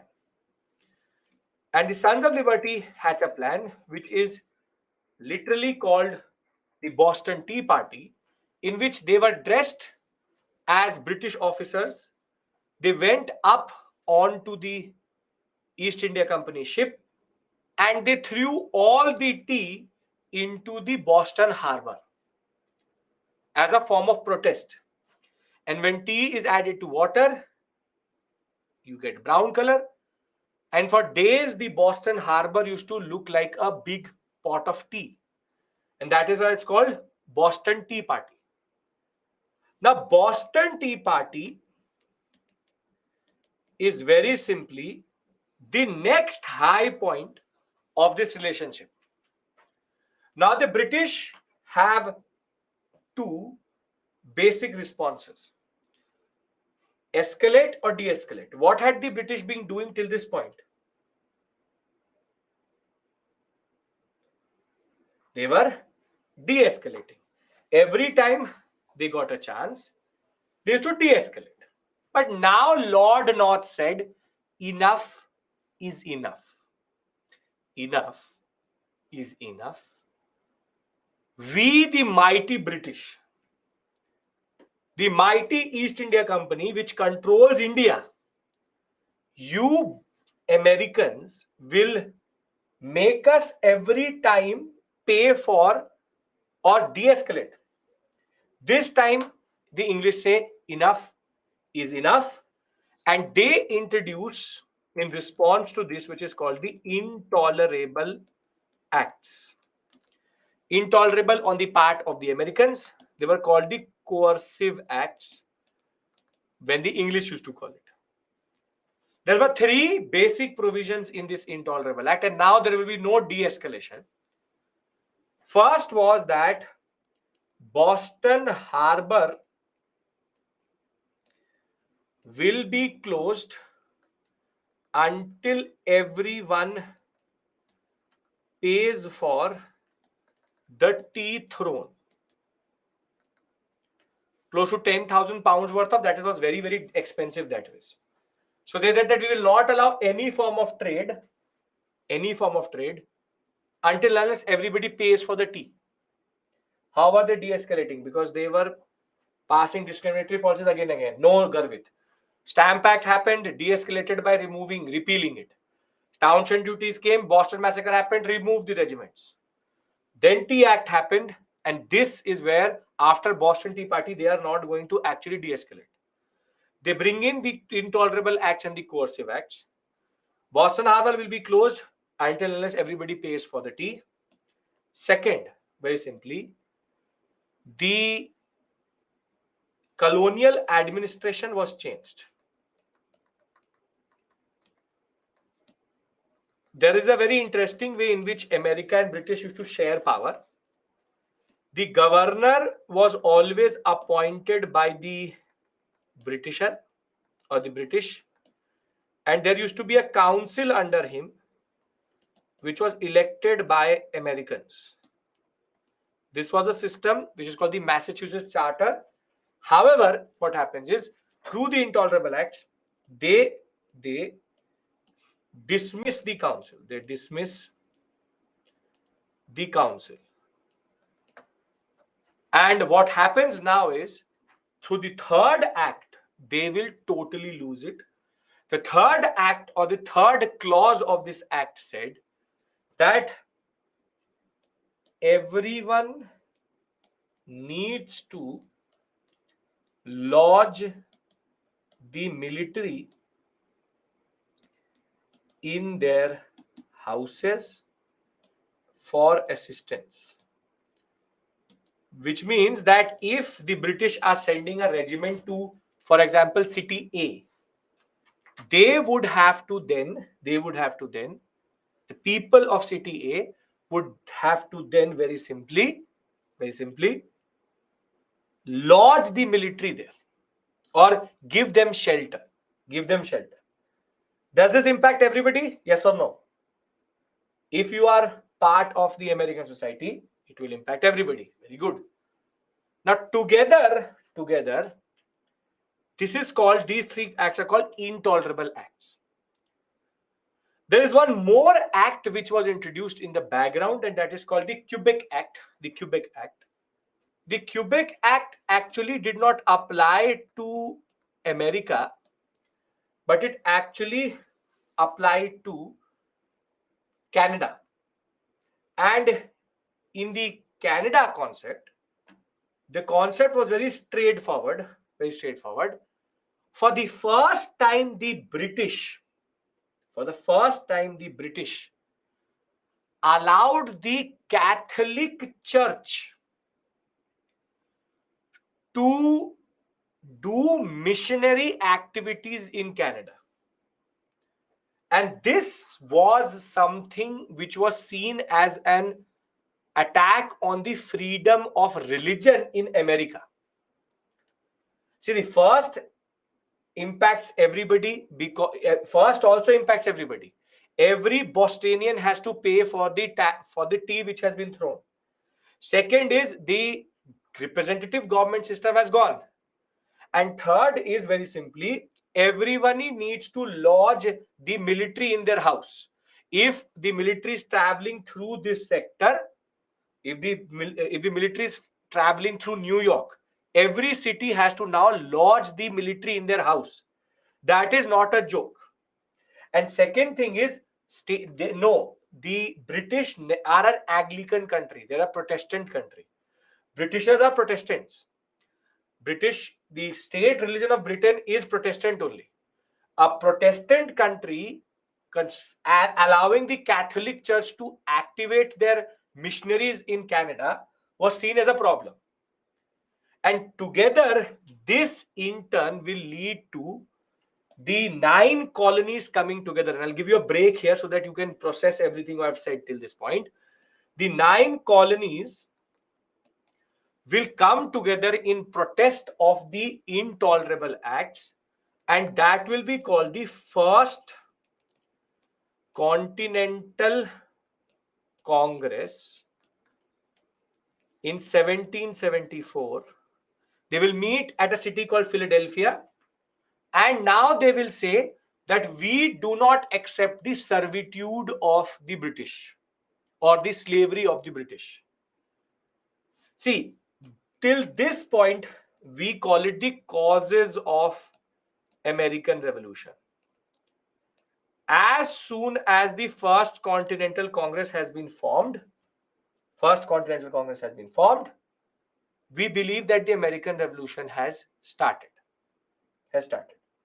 Now, let me bring everything together, and then I give you a break because I don't want to go into the course because it will become too much.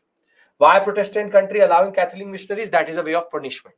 See, we started at a point where everybody's attitudes was the same.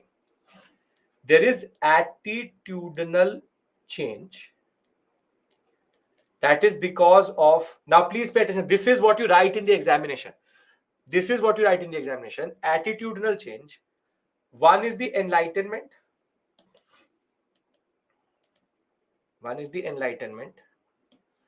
And the other one is the 7 Years War. Thereafter, this will in turn lead to Stamp Act. Stamp Act will lead to the concept of no taxation without representation. When I'm done with this thing, I'll give you the cause and significance on one slide itself. Don't worry. No taxation without representation. Protest, boycott. And what was the reason for the Stamp Act? To extract more out of colony. What is the impact of this event? Political movement, protest, and American attitude crystallizes. Now, the Stamp Act will be repealed, but Townshend duties will in turn lead to Boston Massacre. The Boston Massacre, which is basically because of the Townshend duties, was again a moment because it introduces political consciousness and violence in the relationship. British and American divide is truly there. That they are now different. The Boston Massacre will be followed by the de-escalation, but then it will lead to the Tea Act and Boston Tea Party. And the Tea Act and the Boston Tea Party, British again tried to exploit the Americans. And what will happen is that Americans will protest and not allow colonial exploitation. Now, previously, every time the British de-escalated, but this in turn will lead to the intolerable acts. Why are the intolerable acts important? The British abandon the conciliatory or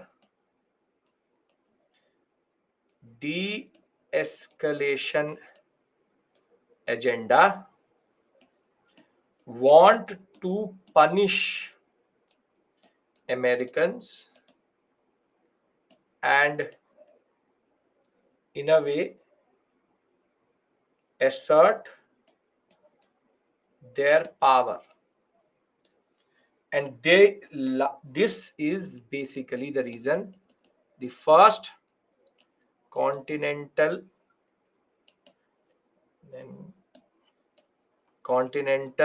Congress will be formed, in which 9 colonies come together, 13 colonies come together to become one union of Americans fighting the Britishers. Now, is this story making sense to you? Now, is this story making sense to you? Stamp Act was only passed for America, yes. But the Americans were already Christians, as Americans were mostly Protestants. So, you see, start with attitudinal change. This is the causes. I'll write it in the what we call as a point-wise form also in the end. But try to understand it. Why the Britishers, American took issue to Tea Act? Because then they now did not accept colonial exploitation. They are rejecting colonial exploitation. They don't want. Protestant means that they don't believe in Orthodox Church. Don't ask me that question. Okay. Quebec Act, I will add when I come back. The point is intolerable has Quebec Act. Quebec Act is seen as a what you call as an attack on the religious freedom of America, as church missionaries allowed for first time. Right? It's about religious freedom. You think about it. I'm giving you time. We come back at 7:10. I'll leave you on this slide. You think about it. And when I come back, I again summarize and finish American Revolution, and we move to French Revolution. Acceptable? Right? So we come back at 7:10. Done? Okay. See you at 7:10.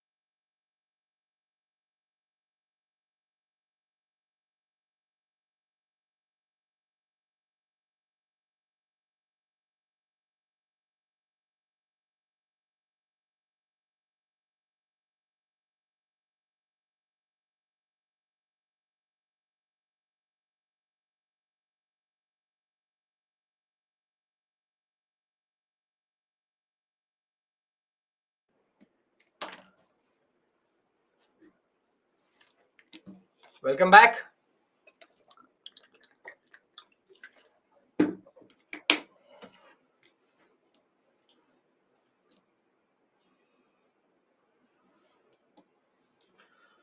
Okay, now just to repeat, I hope everybody's following me, everybody's understanding what is happening. The simple point is civil war has no relationship. 1860 civil war, no relationship. So see, simple point is we started at a point where there was attitudinal change. We reached at a point where there was the Stamp Act, wherein the first time the British tried to extract more.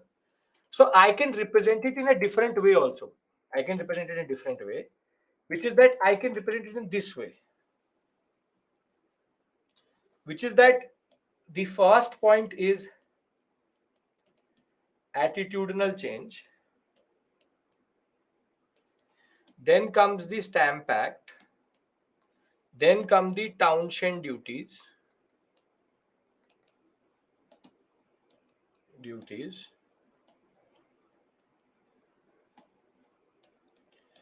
Thereafter, the Boston Massacre.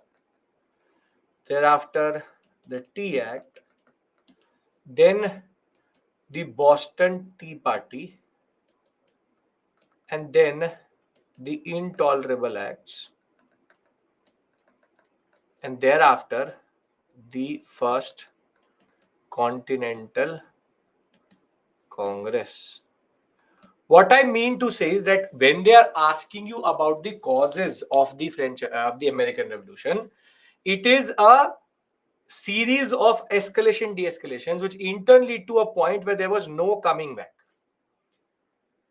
So this is about 7 Years' War and Enlightenment. This is about the Stamp Act, which is to tax everybody. This is to very simply repeal it, but try to get more. Then a violence movement.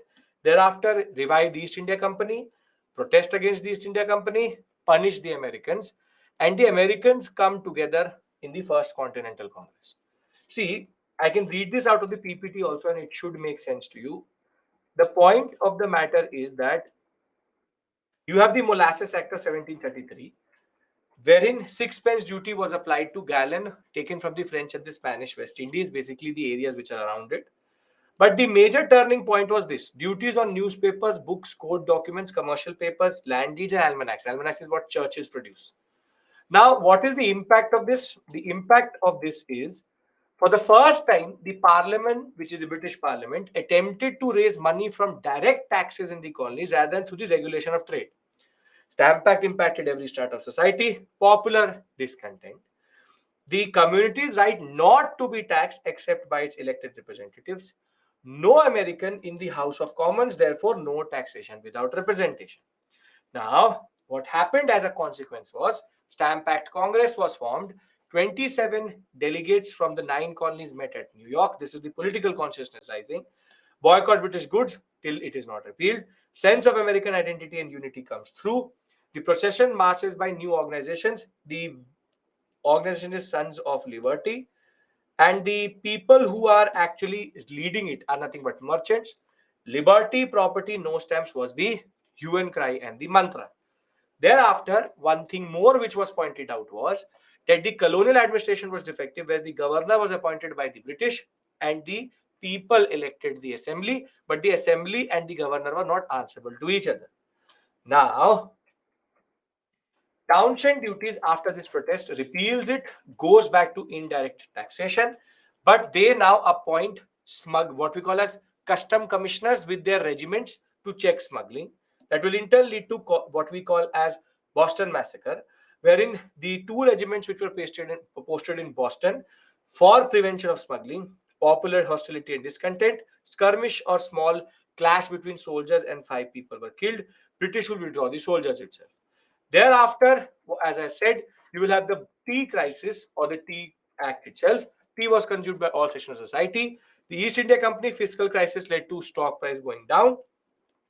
East India Company allowed to ship and sell tea in colonies at unrealistic prices, exempted from import duties. Smuggling or American merchants could not compete. That in turn leads to Governor Hutchinson allowing a ship to get docked, and the Sons of Liberty, led by Samuel Adams, is going to throw everything into the harbor, which is called the Boston Tea Party.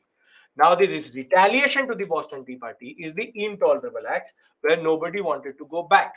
So, close the harbor until everybody paid for the tea, which is close to 10,000 pounds, which is close to $4 million today.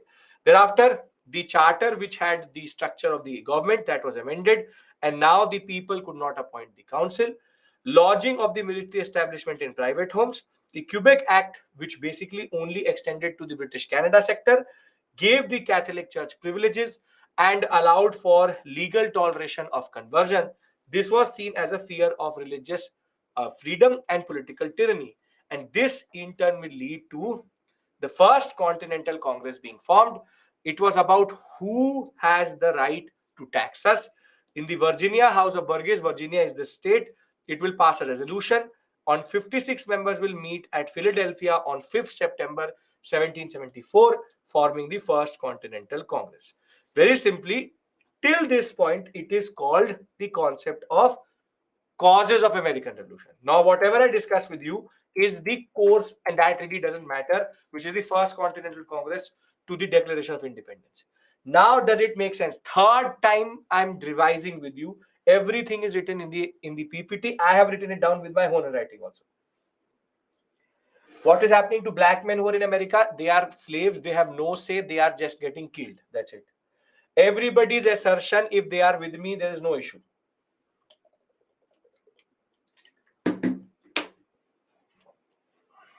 Yes.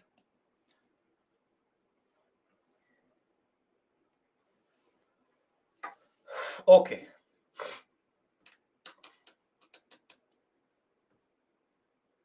Does Quebec Act Canada and America not together, but only applies to Canada? But if the missionaries are active in Canada, they can come to America also. Okay, now First Continental Congress meets. It will thereafter very simply pass a resolution. It's straightforward. There's nothing big here. It will pass a resolution for what is called the Continental Association. The Continental Association task was very straightforward. Boycott British and constitutional protest against them. But in the First Continental Congress, there are two perspectives. How we have moderates and extremists, they have radicals and moderates. The radicals say complete independence, while the moderates say some relationship with British. They both are fighting within the First Continental Congress, but they come to an agreement at a place called Suffolk. So it's called Suffolk Resolve. Does not matter to you. But the British did not stand down. The British did not stand down. And now what happened was that clashes and small battles start to happen across America. And they want partial independence, some form of relationship with the British government across America. Now, once violence became a standard part of it, the cry for complete independence became more and more ardent. It led to a pamphlet. Which is called Common Sense. The Common Sense pamphlet basically said that what is there to be gained by being part of the British Isles or the British Empire? We gain Nothing. So rather we should become completely independent. Completely independent. And the violence meant that now the Americans also needed to fight. So at the Second Continental Congress, which is going to meet in 1776, it's going to meet in 1776, it is going to form the Continental Army. Now please understand one thing. They call it continental, but it only is that small area in America. That's it. That's calling themselves very big, but they aren't. So they call it the Continental Army, and the commander is nothing but the first president of America, George Washington. He will be given the task of now fighting the British. By July of 1776, it was clear that the relationship was not going to get mended. And that is why by May 1776, more or less, the people were ready to get independent government. Thomas Jefferson, Thomas Jefferson is going to now formulate the very famous the Declaration of Independence, which is going to get adopted on 4th July 1776, which is called their Independence Day. 4th July 1776. That is like the preamble, yes. But the point is, between 1776 to 1783, the British and Americans will fight, and the independence, complete independence, comes in 1783 when they will write their first constitution. Now, understand this point. The story after 1774 is very straightforward and useless. But a very important point here which you need to know is that in all this story, the French are also there. The French were the ones who were actually funding the Americans. Americans don't have money themselves. And that is why when the 1783 war will end, the War of Independence will end, the French will gift the Americans the Statue of Liberty.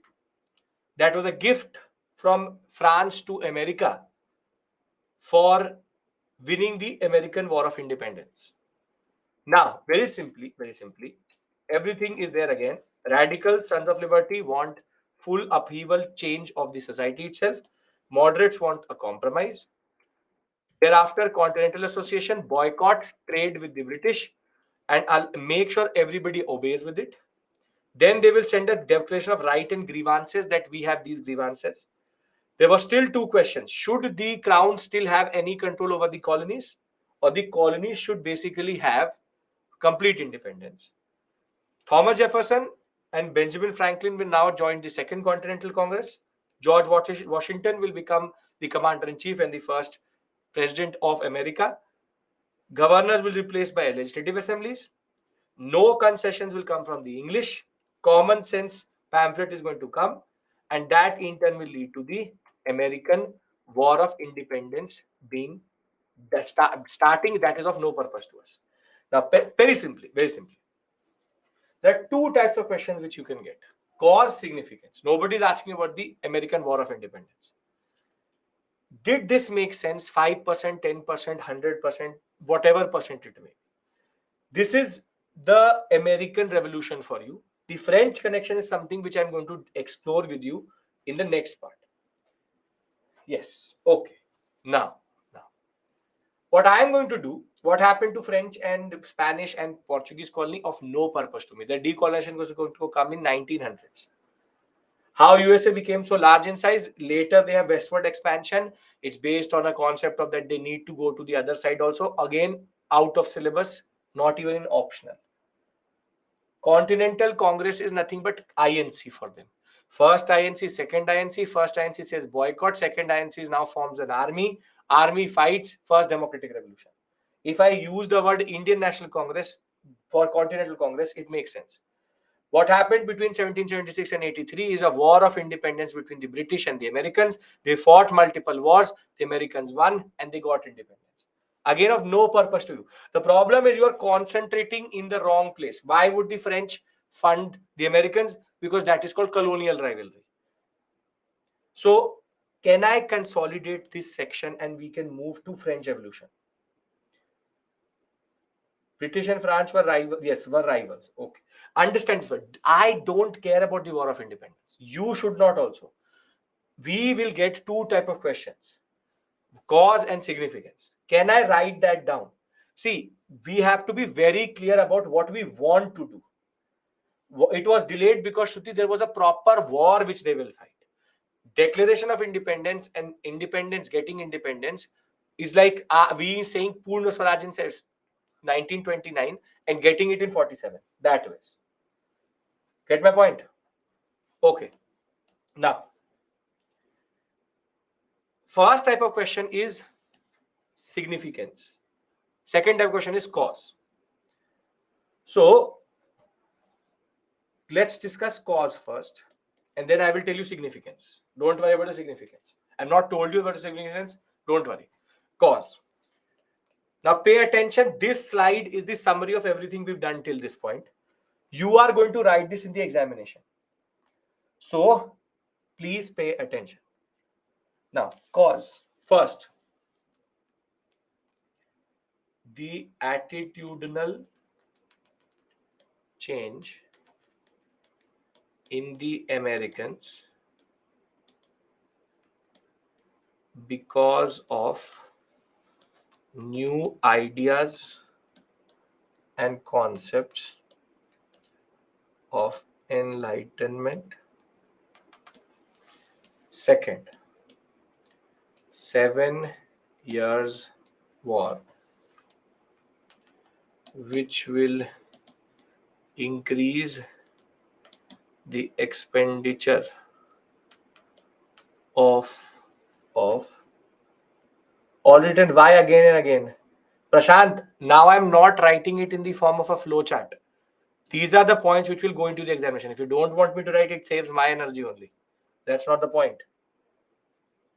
7 Years' War, which will increase the expenditure of the British, want more out of the American colonies. Sure, Prashant. I get it. You were able to understand this. But I fear what you're going to do is that you're going to write exactly what I gave you in the flowchart in the examination. That is not going to suffice. Okay. You have to know how to write these points. Then Stamp Act, taxation of everyone, leads to the political organization of Americans. No taxation without representation. Thereafter, Boston Massacre makes the relationship even more strained. Therefore, in turn leads to violence in relationship. So this is the fifth revision I'm doing with you. I can't be more thorough than this. Thereafter, the Tea Act leads to Boston Tea Party, which is the high point of conflict. Intolerable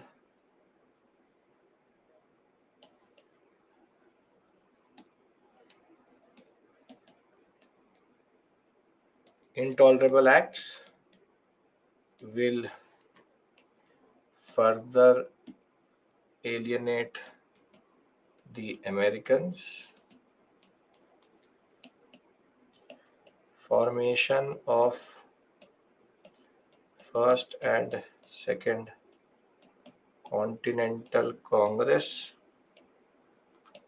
and Declaration of Independence. 7 points. Anybody has an issue? Have Britishers done anything good for goodwill? No, they don't do anything in goodwill. Okay.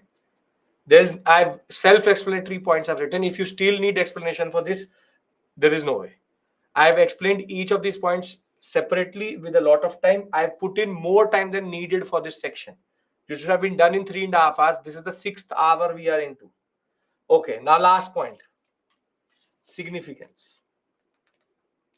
Why is that we are discussing this? Why are we discussing this? We are discussing it for a very simple, straightforward reason. First democratic revolution of the world.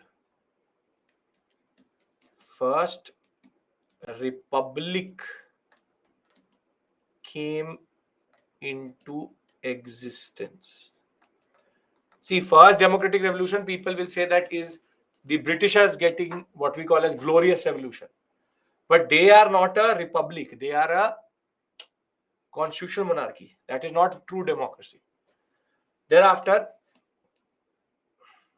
the link between freedom, liberty, taxation, representation with colonial exploitation. Thereafter, the French Revolution was triggered because of American Revolution. And last but not the least, no taxation without representation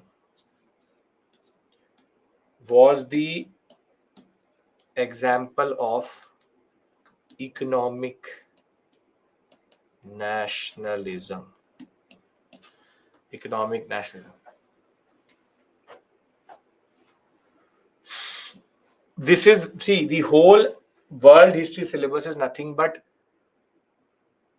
a story of nationalism.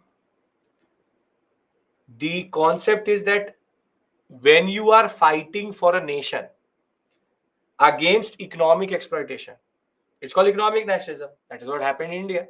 Dada Banerjee, G.V. Joshi, they said that we are getting underdeveloped. But if you notice something, what is the second word in the point? Freedom, liberty, taxation, representation, link between colonial exploitation. Now, what I mean to say, no taxation without economic nationalism. Would you say that French funding Americans against? Yes, French were funding, which I'm coming to. What is more important is their struggle is between 1770, maximum 1765 to 1783. Is this as long enough as India or any other part of Africa or Southeast Asia? No. And this point needs to be noted that when it came to Europeans fighting Europeans, when it comes to colonial relationship, it was much simpler to get independence. We will ask for independence from 1885 to be precise, or 1857 if you want to say, and very simply we will get it 100 years later. So independence for them was very straightforward. Now I'll give you a question out of this section, and I'll move to French Revolution. I have to at least introduce France to you. Why? Because when it comes to white fighting white, it is easier. Okay. Now, question, mains question, practice question. This should tell you how to approach this whole section. The American Revolution was triggered by a war which had global repercussions but was mishandled by the British thereafter. Comment. 250 words, 15 marks. What is this question asking you about? What is this question asking you about?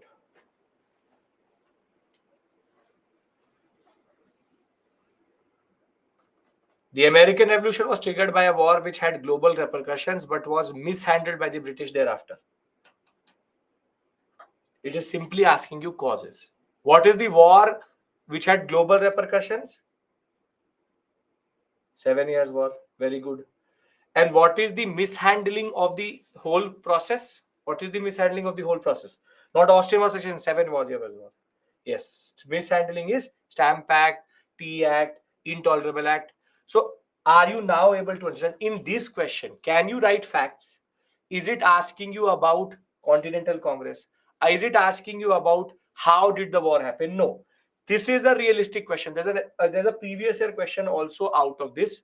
I will show it to you when the week ends because I want to show 2 to 3 questions together. Can I successfully say after close to 7 hours of American Revolution plus introduction, can I move to French Revolution? And do you get the point of what we are trying to do here? American Revolution is an example of how you manage world history. What you are doing is you are getting caught up in places where you shouldn't. And you are not asking the right questions. So ask me questions about causes, significance, impact, rather than who is that person, what is the mother and father of that person. I don't care. So this is what will come in the exam. Cause, significance. Cause, significance. Nobody is going to ask you to write, tell us the story of the First World War. That cannot be written in 250 words. They will ask you the causes of the First World War. Getting my point? So, significance, cause, and comment. Comment is the way you have to write it. You can add kinetic war if you want to add, but you have to use it within the 250 words. What was the role of African slaves? They did fight the American War of Independence, but they were never acknowledged, as always. Okay. American Revolution is not related to Bill of Rights. Ravi, that is 1783 Constitution. That is full American history. If you want to read it, I can give you a book. It's called Give Me Liberty, Eric Foner. But you don't have to go into that. This is GS level. This is enough for anything. I can tell you that if you are doing history optional, you can still write an answer out of this discussion. Can I move to France? From America? Okay. Now, we move to the next section or module number 2. We should have finished it today. So I'm already in a way 1 hour behind because of the pace I've taken. We'll see how do we make it up either in class or I'll take an extra class. That's not the issue. The point is, see, before I start this, is this working? Because I can change the way I approach a topic also. Because history can be taught in multiple ways. This basic idea, looking at the PPT, giving you the summary, it's a difficult topic. I get it. It is difficult because you don't know the areas, you don't know the story. So if it's working, then we go about it, because French Revolution, you have to be even more careful when it comes to not going into areas where you don't need to. Okay. Perfect. It is. 4th, 5th time. It's too slow. Okay. I think too slow. Sure. I'll pick it up. But Then Karthik, if I see a message from you that I'm not understanding, then I'll come back to this space it altogether. So too slow, too fast is a very subjective thing. That's a very subjective thing. Okay. I know I'm going slow. I have to pick it up that way. But let's see. Friendship, these are 4 themes which need to be done more thoroughly in that regards. Okay. Now.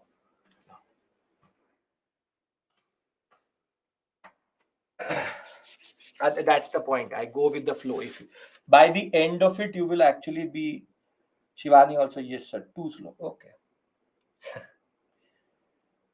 Now, you can look at 9th class French Revolution, sure what. Other method would be that we don't look at the larger picture first. We look at the factual picture first and then the larger picture later.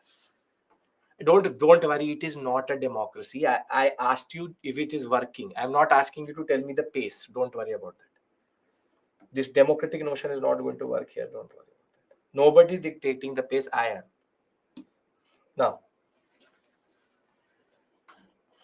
Now, if you will actually ever talk about the French Revolution, people will talk about the French Revolution like such an important event. It changed everything, groundbreaking event. But French Revolution is actually one of the most comical events in the history of the world. One of the most comical in the whole world. Comic. Laughter. If you actually look at it from an Indian perspective, we have nothing at stake. But they don't know where to stop itself. Just to give you a glimpse of what I actually mean, see, they will start by protesting that Louis XVI is not good. Monarchy, they will start at monarchy. They will say monarchy bad. Then they will write a constitution in 1791, which is going to make them a constitutional monarchy. But then somehow they don't know what to do. I'll tell you the story. And by 1793, they will write another constitution, which is going to be a republic constitution. But then a person called Robespierre is going to derail everything. And by 1795, they will write another constitution, which is called the Directory Constitution. If that was not enough, the directors then wanted to capture power. So then they will go again, and in 1799, Napoleon is going to capture power. And he introduces a new constitution, which is called the Consulate Constitution. And then Napoleon himself will, in 1804, say, I am emperor. Napoleon is emperor. And now he will say, I want to spend or spread the notions of French Revolution across the globe. How? War. So he will, between 1804 and 1815, fight what is called the Napoleonic War. And when he will lose, he will reach monarchy.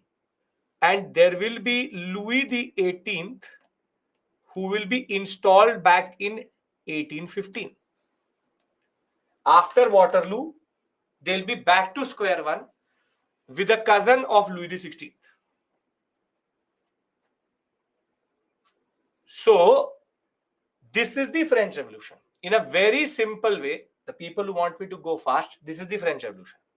Monarchy, constitutional monarchy, republic, directory constitution, Napoleon becomes emperor, Napoleonic War, and then he getting defeated at Waterloo, and they being back at monarchy. And to give you a very simple, straightforward point, they'll not stop here also. 17 in between died. But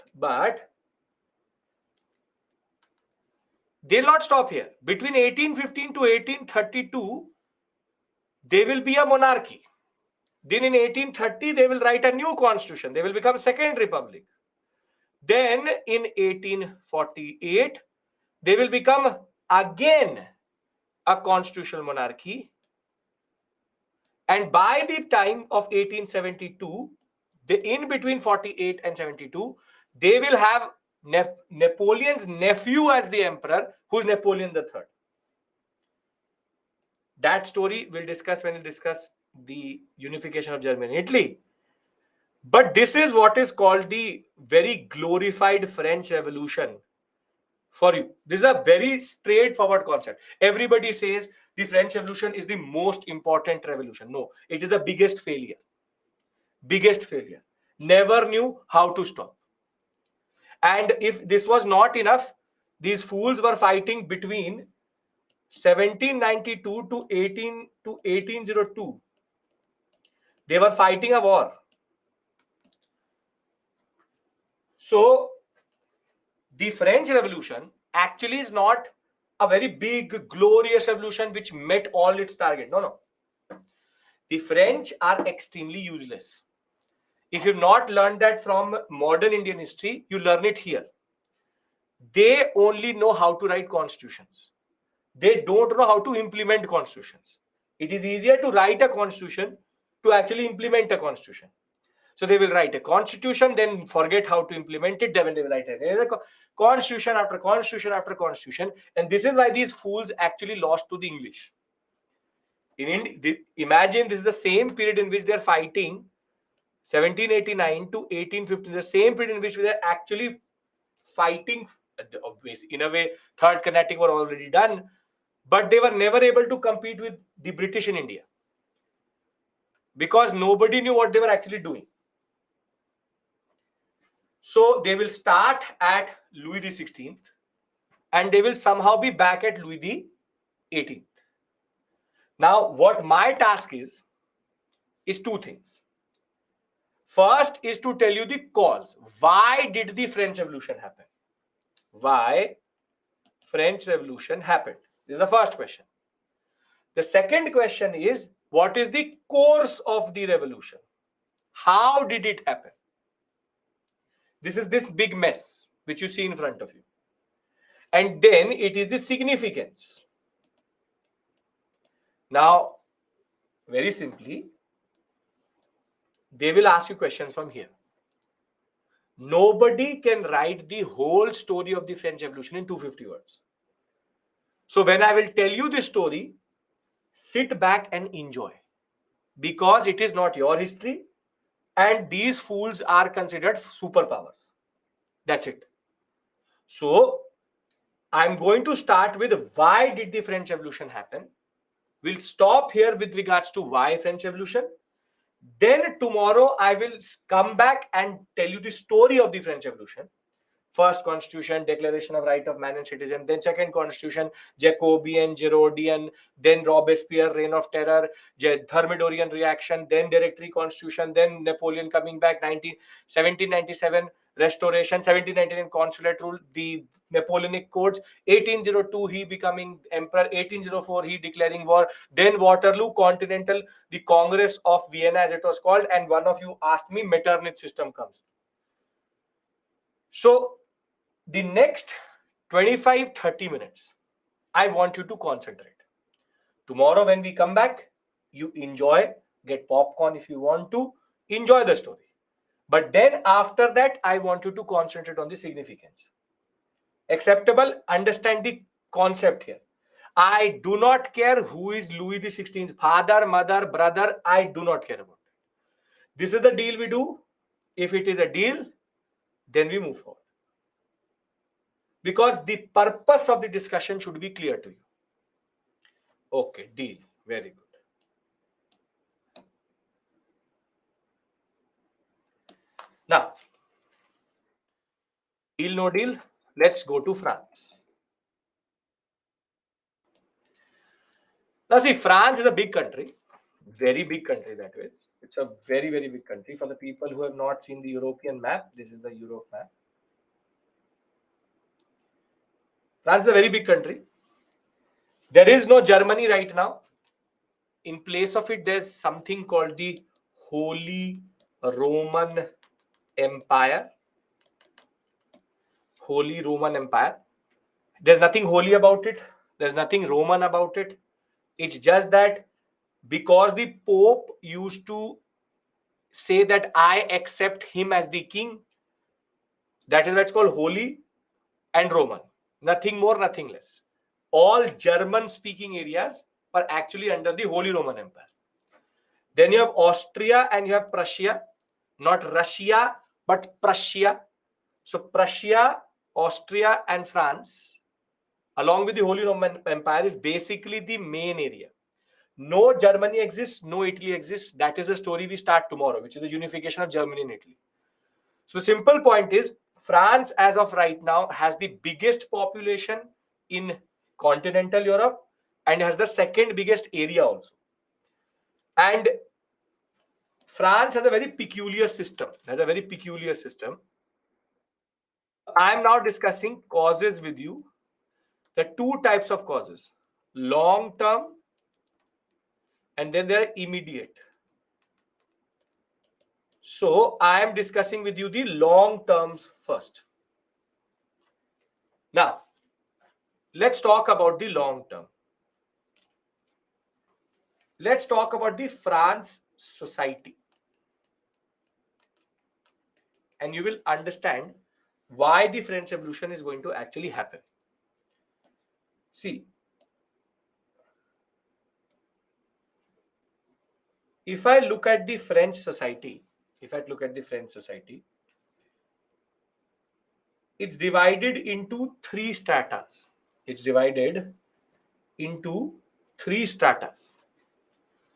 It's called the estate model,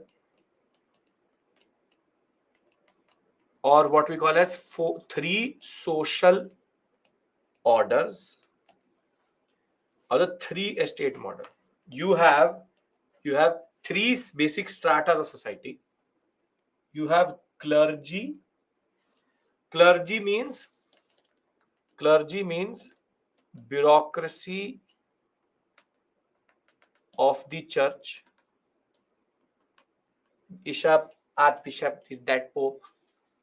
Then you have nobles, who are nothing but nobility, or nobles are nothing but relatives of the kings, also called aristocracy. And then you have commons, or everyone else.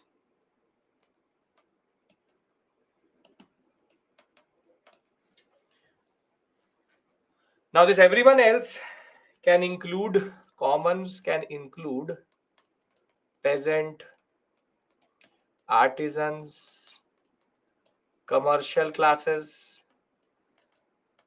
and the name for commercial classes in French is a word called bourgeoisie. Marx used to love that word, bourgeoisie. Bourgeoisie. Bourgeoisie means commercial classes. The people, for example, professional class, merchants, teachers, doctors, they're all called bourgeoisie, middle class. Bourgeoisie. I'm not going to use the word too much because it makes more bourgeois. So we keep it as commercial classes. But the problem with this system is, the monarchy sits at the top. Louis XVI. The problem is that this is 1% of society. 98% of society. But when it came to land, 10%, 10 to 20%, and 60 to 70%. So 1% of society owns 2% of society owns close to 30% of land, and all fertile land. So they are basically landlords, have a lot of money. But the more problematic aspect here, pay no taxes, 0 to nothing. All taxes are paid by paid by the people. Now, this is called a socially discriminatory system. The simple point, very straightforward point is, it is socially exclusionary because it excludes the third. This is the third estate. This is the second estate. This is the first estate. It is socially discriminatory. And the point is that the wealthiest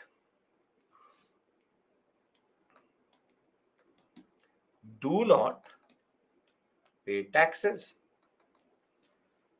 but the poor pay taxes. Anybody has any issue in understanding this structure?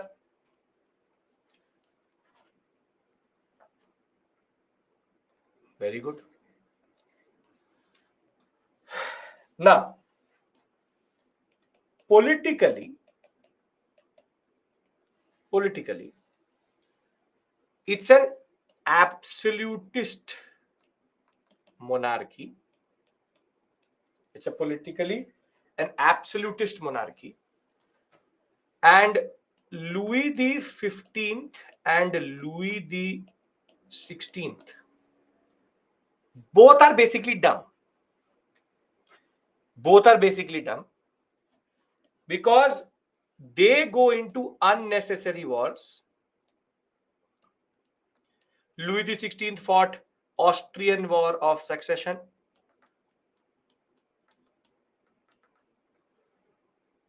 He will be involved in the 7 Years' War. He'll also be the dumb man to fund the American War of Independence.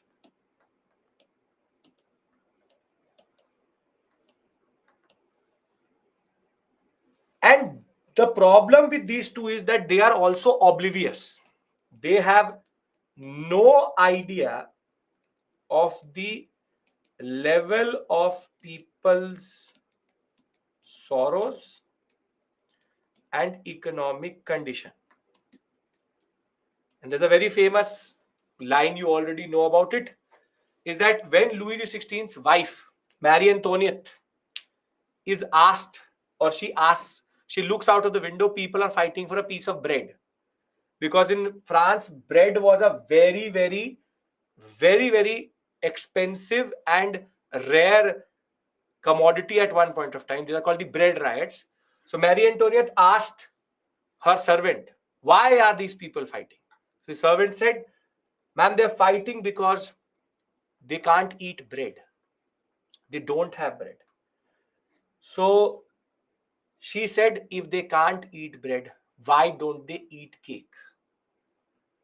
She did not know that cake is also made out of bread only. So that is the level of oblivious or oblivion in which they live. They live in their ivory tower, that they have no idea only. No idea about the economic conditions. Mismanagement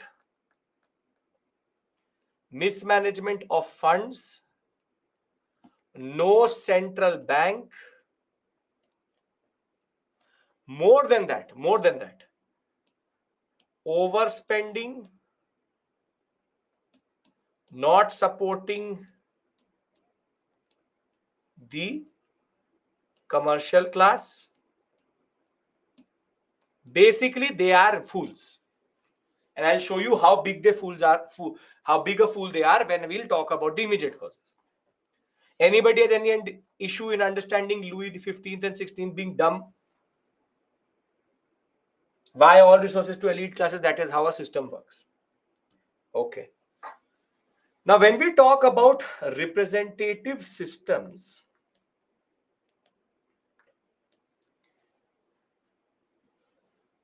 there are no real representative systems, but there was something called the estate general. This is like a small Pope lives in Italy, not in France. estate general. It's a very interesting system in which the king presides over the representatives of the first, second, and third estate. And very simply, close to hypothetical number, 100 were here, 100 were here, and 900 were here. 900, close to. So if there would be voting, who should win the representative war? If voting should be there, which estate will win? Very good. Ekdam full 2023 democracy. But the French aristocracy and clergy were not dumb. They said that each estate has one vote.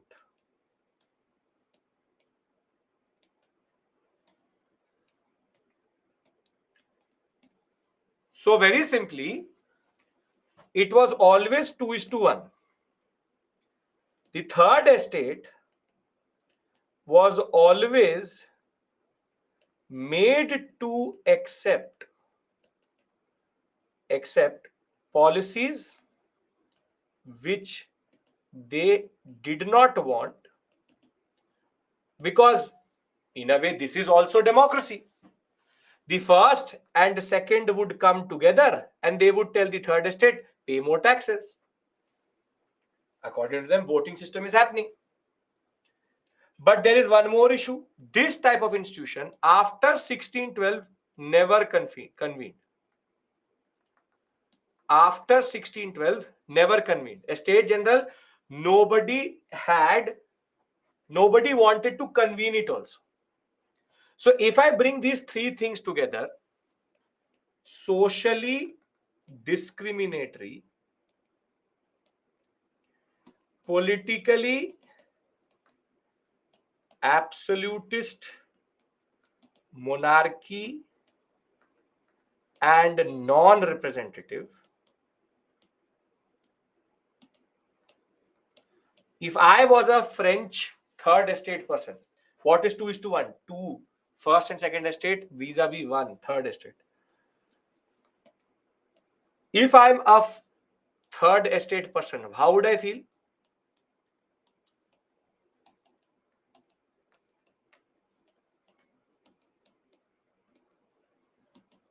Frustration building up and anger building up.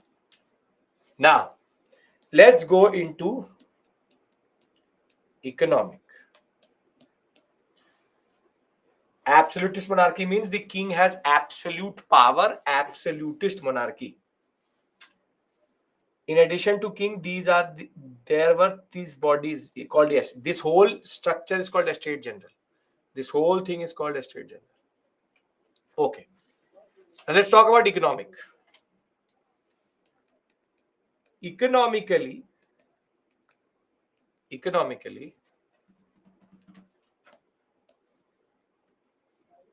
there is famines, failure of crops, bread riots, people dying of hunger, rebellion, peasant in distress, artisans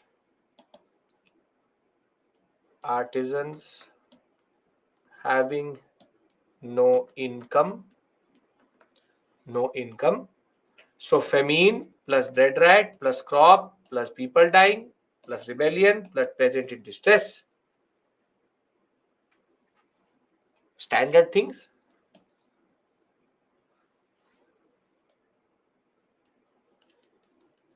Economic, what we call as breakdown. No income with third estate and no taxation of first and second estate. So if I widen our horizon more, how people were divided into estates. If you're born into nobility, or a noble. If you're born into clergy, or clergy. If you're born into commons, you're a common person. So if I talk about political plus economic plus social plus administrative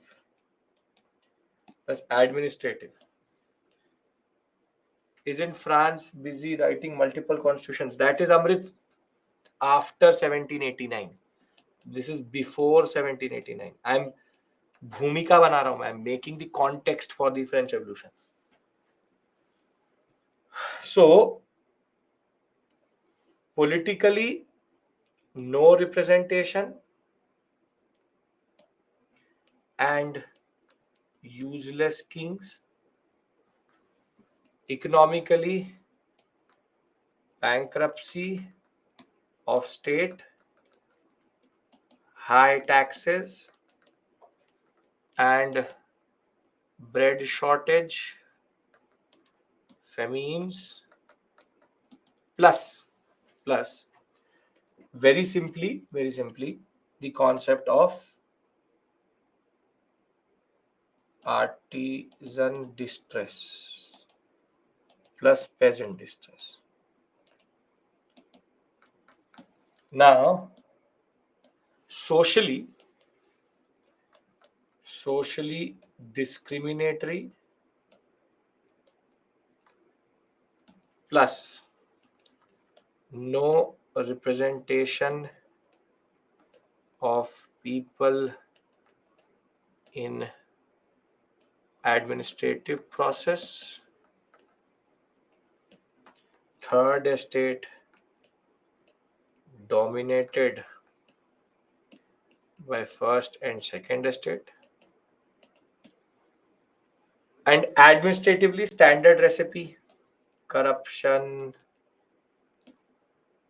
exploitation, mismanagement. Now, are you able to look at the larger picture here?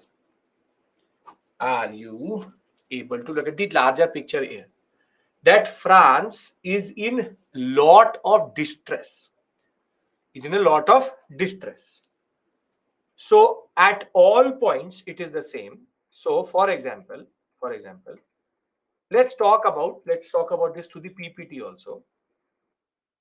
The French society, which is called the ancient regime, this is not the wrong spelling, this is the French spelling, ancient regime, heavily segregated, unequal, society divided into three estates: clergy, nobility, peasant, and bourgeoisie, or we call it the common people. Now, they were less than 1% of the total society, had 10% of the land, paid little to no taxes, is like a state within the state itself. That is always the church. The church is like that only. The nobility, on the other hand, is close to 2% of the society, 20% of the land, again pays no taxes. It is the 98% of the society, which is divided into the bourgeoisie, artisans, farmers, laborers, peasants, all tax burden on them, and they are highly dissatisfied by the wages, corruption, administration, and high taxation. So, on the eve of the French Revolution, second largest population, government is bankrupt, taxation and collection of taxes was fully faulty, and any form of change had not worked. Now, if I add in the economic causes, which is the extravagant lifestyle of Louis XV and XVI, the fact that they were in unnecessary wars such as the Austrian War of Secession, the 7 Years' War, or the American War. You tell me, what did the French gain by actually giving America independence? Nothing. Zero. As it is, whence the Statue of Liberty was given to the Americans. Americans said, what France? Which France? Who are you? You gave us money. Okay, very good. Thank you. France gained nothing out of it. It was just about, okay, we will allow the Americans to get independence from the English, so the English will become very, very weak. So we will take India. That was also not the plan. They did not have that much intellect only. So they had no plans of regaining any American colonies. There's no central bank itself. They are fully judicially corrupt. They have no commercial policy. If I add everything together, they have no idea what is actually happening. And as it is, Statue of Liberty would not be cheap. So if you look at it, there is proper no representative institution, inefficiency, corruption, lack of self-government, privileged groups, always oppose reforms. So if I say that the long-term causes are nothing but systemic to the French society, economy, and administration, would I be wrong to say that? The long-term causes together are nothing but how France was. Yes, failures of all level of machinery. Sure, why not? Politically, no representation. Kings are spending too much. Unnecessary wars they are. They are bankrupt. They have no way of raising more taxes. They are taxing the poor, which are already dead. And very simply, socially discriminatory practices are there. And if I actually look at the profile, of the people,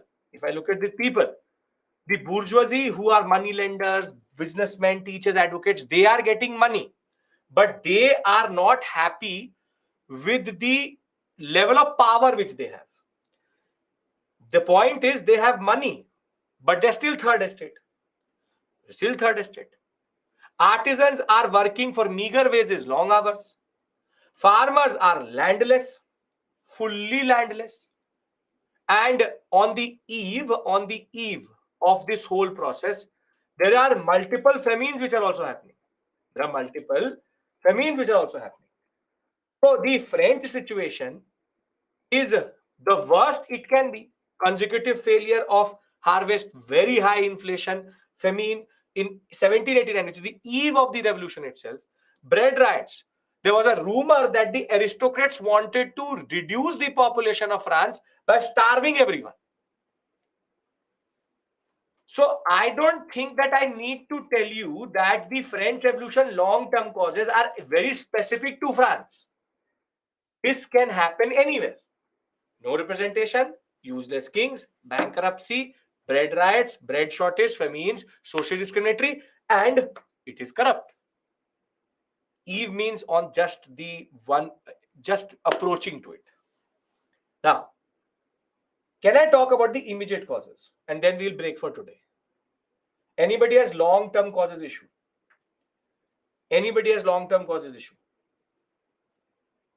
Come on, be more vocal. You will see it will become more and more logical. Once American Revolution is done, your understanding has been created. That machine has become a little bit, it's taken a lot of heat. So now machine garam ho gayi. So it will start to make more and more sense. You are now thinking in the way of world history in that regard. Okay. Please repeat economic causes. Economically, overspending, bankruptcy, artisans are working for meager wages, peasants are fighting for bread because they don't have bread to eat. Consecutive failure of consecutive failures of of what we call as the crop itself is obviously going to lead to food shortages. Socially, very discriminatory. Yes, okay. Now, let's talk about immediate. It's a dysfunctional society, polity, whatever you want to call it. It's not a feudal system, but has all the features of a feudal system. Okay. Immediate cause. First, it's back. Enlightenment. But this time will be specific, which is that what did the different contributors talk about? So Montesquieu, Voltaire, Rousseau, Diderot, and the other people came together to introduce these concepts. This is nothing but the Enlightenment.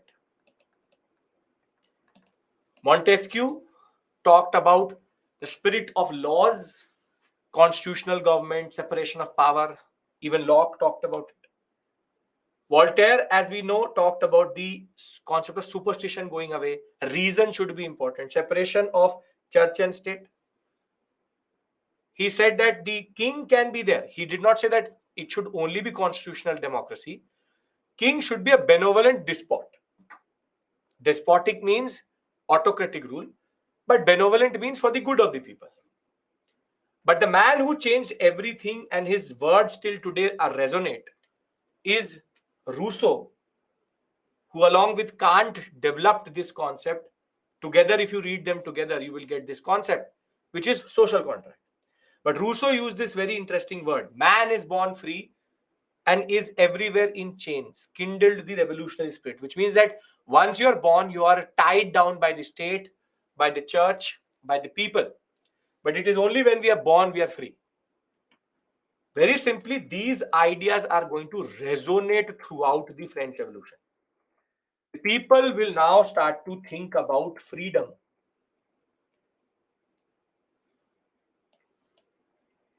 Think about freedom. Fraternity is the new word which is they're going to develop. Fraternity. Fraternity means brotherhood. Then liberty. Their Enlightenment product. What type of nationalism was America? America was what type of nationalism? Economic. This is going to be political nationalism. That they all come together under the concept of we want change. And what do we want? A new nation. A new nation. And the second is the American Revolution and War of Independence. These fools, the French, bankrupted themselves in a fight against Britain by funding the Americans.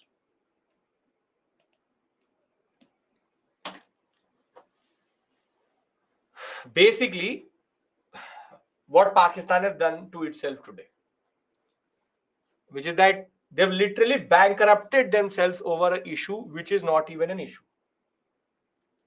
So what these French did was that they literally bankrupted. They had no money. They took debt to fund the Americans. Imagine the level of dysfunctionality when it comes to economic logic. You are taking money, which basically Pakistan is also doing from China. You are literally taking money to fund the War of Independence. So while the Enlightenment, freedom and fraternity and liberty was very, very important, that where people now started to think about a new nation which is constitutional or is basically a democracy, here is the French government, which is literally funding the French Revolution, funding the American Revolution by taking money from someone else. Make sense? Till this point, make sense. Come on.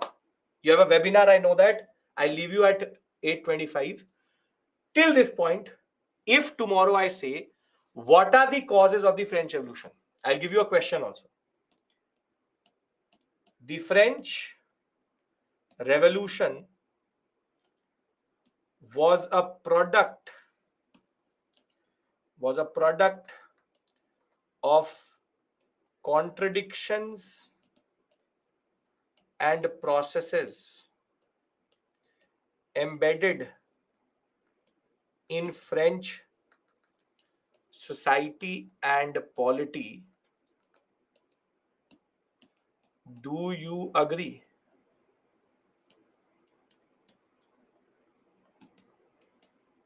Can you write the answer for this question now? Yes, funding American Revolution leads to. I'll tell you how. This basically causes. Why was the French colonizing? Again, that's a separate issue altogether. That we'll discuss in the last module. The French were always very late to reach anywhere. 18th century Enlightenment. There's no 15th century Enlightenment. Only 18th century Enlightenment. Okay. So you are capable of writing this answer? Now, I'll take 1 minute. And first and foremost things, thank you. We finished one module. I hope now you understand what we are doing here. Second, very straightforward concept. It's not the detail which matters. It's the concept which matters. And third, these 4 modules are a little bit heavy. First 3 is heavy. Please don't give up here. Trust me, and you should know this, that after this it will become easier. Because these are standalone topics, and if you've ever tried to read them yourself, very big events, I'm trying to push them down into a level where you can write standard answers. If you're not finding it heavy, great. If you're finding that I'm lost in the details don't matter here only. Right? Details really don't matter. Trust me, I'll show you questions. Create an interest. Tomorrow, we talk about the course of the French Revolution, which is in itself very comical. I want you to relax, get a pillow, something where you can just listen to me. Don't have to write anything. Just have to listen to me. And the simple point is revise. Revise. You have recordings of these sessions. I've been screaming for the past 3.5 hours. You can read, you can listen to me scream for another 3.5 hours. Watch the recordings if you're lost somewhere. You will be able to do it. Revise. Don't see, it is a process which will make you better. Right? Okay. Immediate cause is only 2, everything else is long-term cause. Can I break for today now? See, revise once, Himanshu. If you still don't understand, I'll explain it to you. Don't worry. And if there's still an issue, you email me. abhishek.mishra19@byju's.com. I will make sure that a call is made to you and they will explain it. Right? Yes, Sridevi. Yes. Okay. So thank you. You can go for now the webinar. Thank you so much. Please take care. See you tomorrow, same time. We will be, by the end of this week, reaching Industrial Revolution and the road to the First World War, which is going to be quite interesting that way. Thank you. Take care. Thank you for your patience. Just hang in there. It's not difficult. Thank you.